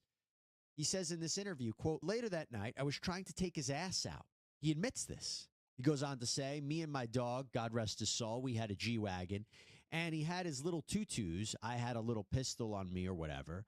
I had the Mac, he had whatever, and we were waiting for his P ass to come out. So that's pretty incredible admission there from Freddie P. But he said he was glad he didn't actually follow through with this plan because he admits he probably would have died or be sent to prison. Freddie P also claims that Diddy told him, you could walk out of the studio right now, but someone could pop you. You better control and humble yourself.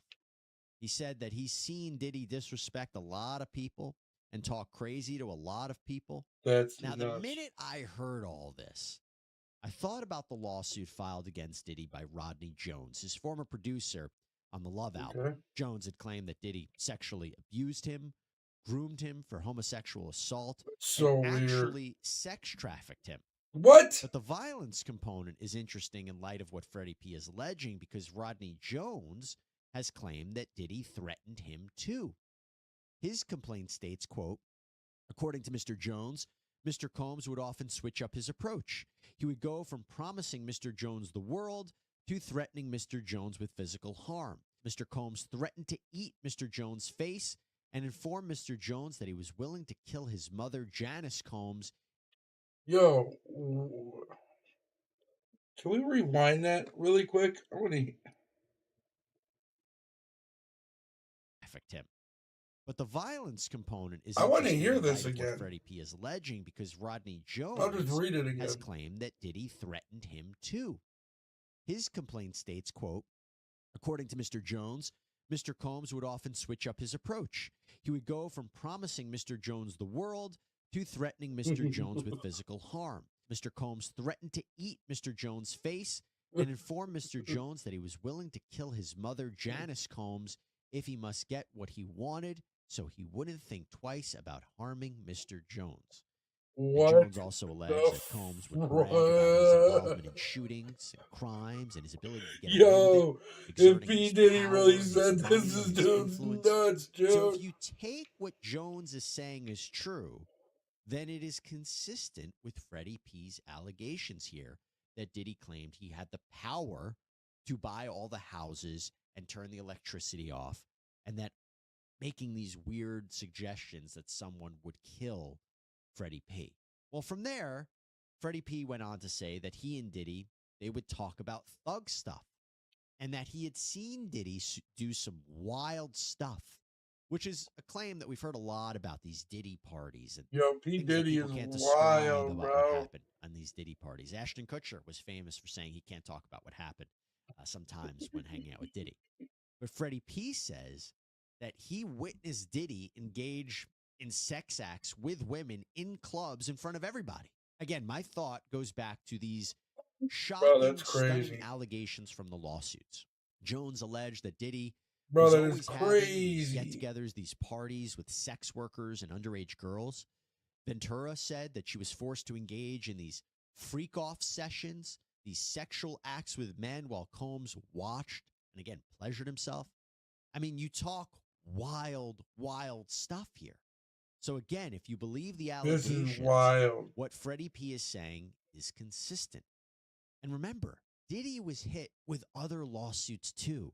A woman named Joy Dickerson Neal claimed that Combs drugged and sexually assaulted her when she was in college back in 1991. She alleged Combs filmed the rape, shared the video with others as a form of revenge porn. Dickerson Neal claimed that this severely affected her mental health, resulting in her leaving college. We have another lawsuit that claims that Combs and singer-songwriter Aaron Hall raped a woman 30 years ago As I mentioned before, there was that other lawsuit. How is all this coming out now? Bro, they're trying to take Diddy out, bro. From this woman that claims that she was sex trafficked and gang raped by Kevin Pierre and their third assailant. But let's be clear about what Freddie P is alleging here. What Freddie P is saying and what he's alleging is just that. These are allegations. It doesn't seem to me that he is on prosecutors' radar as a potential witness, because he probably wouldn't be speaking out if that were the case. That's my guess. I actually think, by the way, we are hearing from several people because they may have been issued subpoenas as part of this investigation. I think federal investigators are still gathering information. They are building a case. But we can't ignore what Freddie P is saying nonetheless. And I will say, again, it is very chilling what he is alleging in light of all of these allegations against Diddy. That we can say at the very least. But of course, we will continue to follow what happens next. This is nuts, dude. This is nuts. Is this his channel?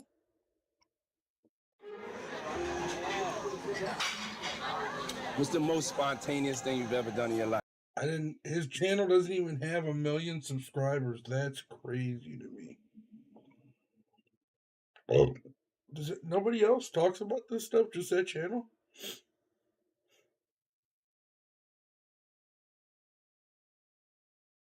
Am I allowed to watch MTV stuff? At Progressive, we don't. I don't know if I'm allowed to watch MTV stuff or not.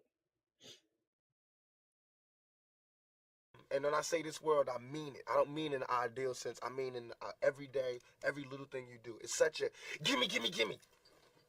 Everybody back off. You know, everybody's like, you taught that from school, everywhere. Big business. If you want to be successful, you want to be like Trump, gimme, gimme, gimme, push, push, push, push, step, step, step, crush, crush, crush. That's how it all is. And it's like, nobody ever stopped. Just, you know, I feel like instead of us just being like, slavery's bad, slavery's down, bad whitey, bad whitey. I mean, all right, let's stop that. And everybody's smart enough to know that, I mean, we've been slighted. And we want ours. And I don't mean by like ours, 40 acres and a mule, because we're past that. But we need help. I mean, for us to be on our own 2 feet, us meaning youth or us meaning black people, whatever you want to take it for us to be on our own 2 feet, we do need help. Because we have been here. We have been a good friend. If you want to make it a relationship type thing, we have been there, and now we deserve our payback. It's like, you got to... I don't believe in reparations. But I do believe in some of the stuff he just said right there. So he was just on Jimmy Kimmel. There's no shot.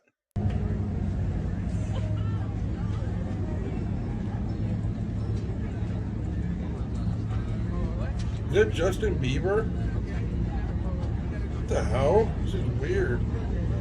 How does that feel that Jada is in this movie with a whole bunch of naked men? She spoke very, very highly of you. I guess that didn't come out right either. Yeah, right? yeah. Kiss Can my you kiss son.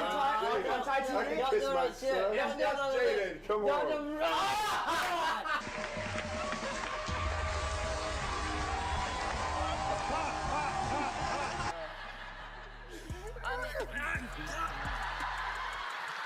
Come on here. Come on. Jaden. Give a smile. Watch Will. Grab. Then he grabs his ass. Will is Carlton on television. Grab again, then the face, and now he's gonna grab his again, then the. Me too. Me too. What are you doing? Get some of that money, Carlton. Jada was the woman that everybody wanted, and Will needed that validation to have that type of woman. You saw her say that Will Smith had a small dick. I am saying to you, if a woman is used to something the size of a baby leg and you come in with a pinky toe, there's nothing you can do to please her. You can buy her 80 cars, you can get her 80 private jets. If she's itching for that baby leg, she want that baby leg. You can beat a person so much that they fall into submission. So, all right, I open the door to Dwayne's dressing room, and that's when I see Dwayne and having sex with Will. Let me process that for a second. There was a couch, and Will was bent over on the couch, and Dwayne was standing up, killing him, murdering, like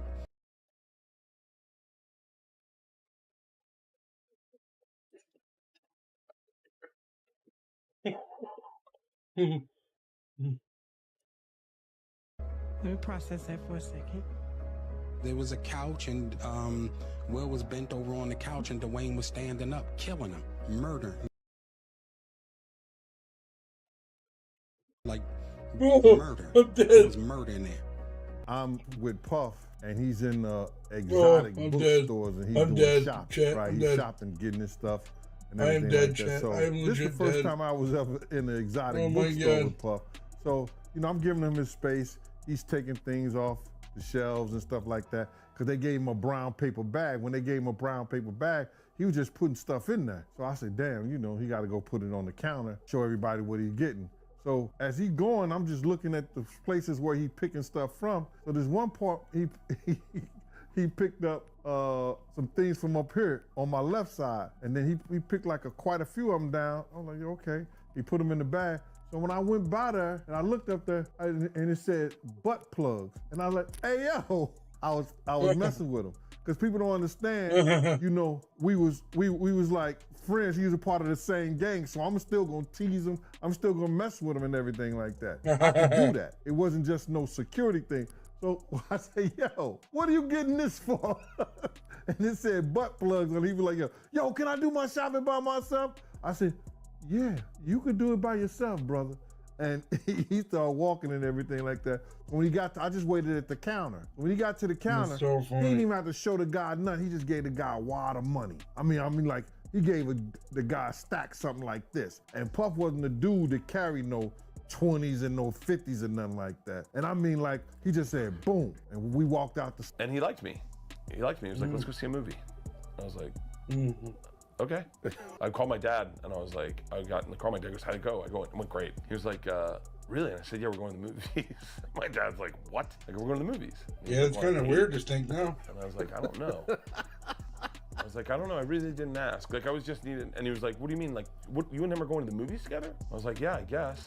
And I was like, it's at Planet Hollywood. And he was like, they have a movie theater there? I was like, Dad, I don't know. Maybe we'll go get lunch there and then dinner, and then we'll go to the movies. And he was like, oh, buddy, he's trying to fuck you. I was like, I go, what? And he goes, listen, this is very popular in Hollywood. These guys have had so much That's pussy, they get tired of crazy. it. And so they're trying to turn out young boys. That's the only thing that really excites them is watching the look in your eyes when you have to suck your first dick. And I was like, are you being serious? He goes, no, I mean, I've heard about it. I'm not sure that's what this is. I just want to warn you. Look, you're my only son. I don't want you to go in there unprepared and end up sucking this guy's dick. I'm just saying. And I was like, okay. So I go, what do I do? And he goes, show up. And I didn't show up. I heard more rumors about Dwayne than Will. Oh, you heard rumors about Dwayne. I heard some rumors about Will. Later on that, I think that afternoon, same day, this rapper and him, they all in the room together. You know, it's Sarah, the girl, Puff, and this dude, this rapper. I'm hearing at the door and stuff like that, like, yeah, so then next thing you know, somebody rang the doorbell. We had the presidential suite where we was at. So I opened the door, the dude said, yo, I'm here for my cousin. I said, who your cousin? And he said, Ja Rule. I said, well, he busy right now. He said, he busy doing what? I said, he with Puff, they're in the room, they busy, they don't want to be bothered. He said, well, I'm going in there. I said, bruh, you ain't going in there because he told me they don't want nobody to be bothering him. He was like, yo, I don't care, man. I'm going in there. That bull like that. I said, yo, bruh, Jesus Christ had to come down here and take the air out of my body before you get in that room right there. Hold on one Watch, second. watch. He tried to bum rush me, I grabbed it, and threw him against the piano. When I threw him against the piano, Puff and Ja Rule runs out the room. Puff got his towel, Ja grabbing his towel, but they butt the naked. And so then Ja was like, yo, what's going on? Yo, Jay, that's my cousin. He know me well. You know, and Puff was like, yo, Jay, what happened? I said, he tried to get in the room. I told him he couldn't get in the room. He was like, just look, Puff looked at Ja. He said, yo, Ja said, you ain't want to go in that room because there's a lot of freaky going on. So I was like, oh, he said it was a lot of freaky going on. That was basically that story, man. You know what I'm saying? They went back in the room. Dude felt a certain kind of way, and he left out. Bro, when Ja... Yo, that is funny. All right, chat. I'm out of here. I really appreciate you guys stopping by and hanging out with me tonight. I'm going to try and do this a little bit more often, but I'm about to get on my gaming channel. If you guys want to stop by, link is right there. Have a good one. Peace. Dude, pickle this.